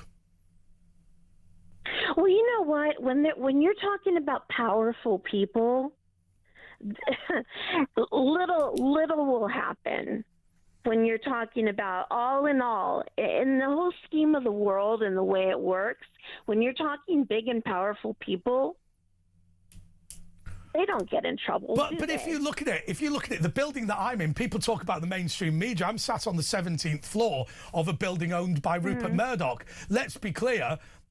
We'll take anybody on. We're savage. We don't give a toss. And no, actually, we do give a toss about sensible journalism. But I mean, if you try and bully the Sun, they'll just give you the middle finger and print it anyway. Oh, that's true. That's true. I worry that the American media is not as robust. Mind you, can get sued for about 800 million quid in America, whereas in Britain it's a bit harder. You know what? There is a difference there. You're right. You're right. Absolutely. You know what? What I hate, you're always right. Oh, God. So anyway, what have you been up to tonight? I apologise to everyone who's phoned in. We've been deluged with calls. I'm sorry that I didn't get round to Georgina, who's now hung up. So what have you been up to tonight? Listening to you and listening to the 2 phoners that called in. It was really, really informative, and yeah. It's exciting when you put 2 callers together to debate. Yeah, I think so. There's a backstory to that, which is this. There's a lot of people who've worked really hard for this country who are pensioners, also people who are disabled as a result of things like industrial accidents and getting a little bit older, who feel under fire because so many people are claiming, and when the welfare bill gets cut, they're nervous that they're going to lose money, and they sit round and they say to themselves, hang on a second, I've worked my entire life, why should I not benefit from that? And remember, just to be clear, I don't know if you know this, their pension, they've paid into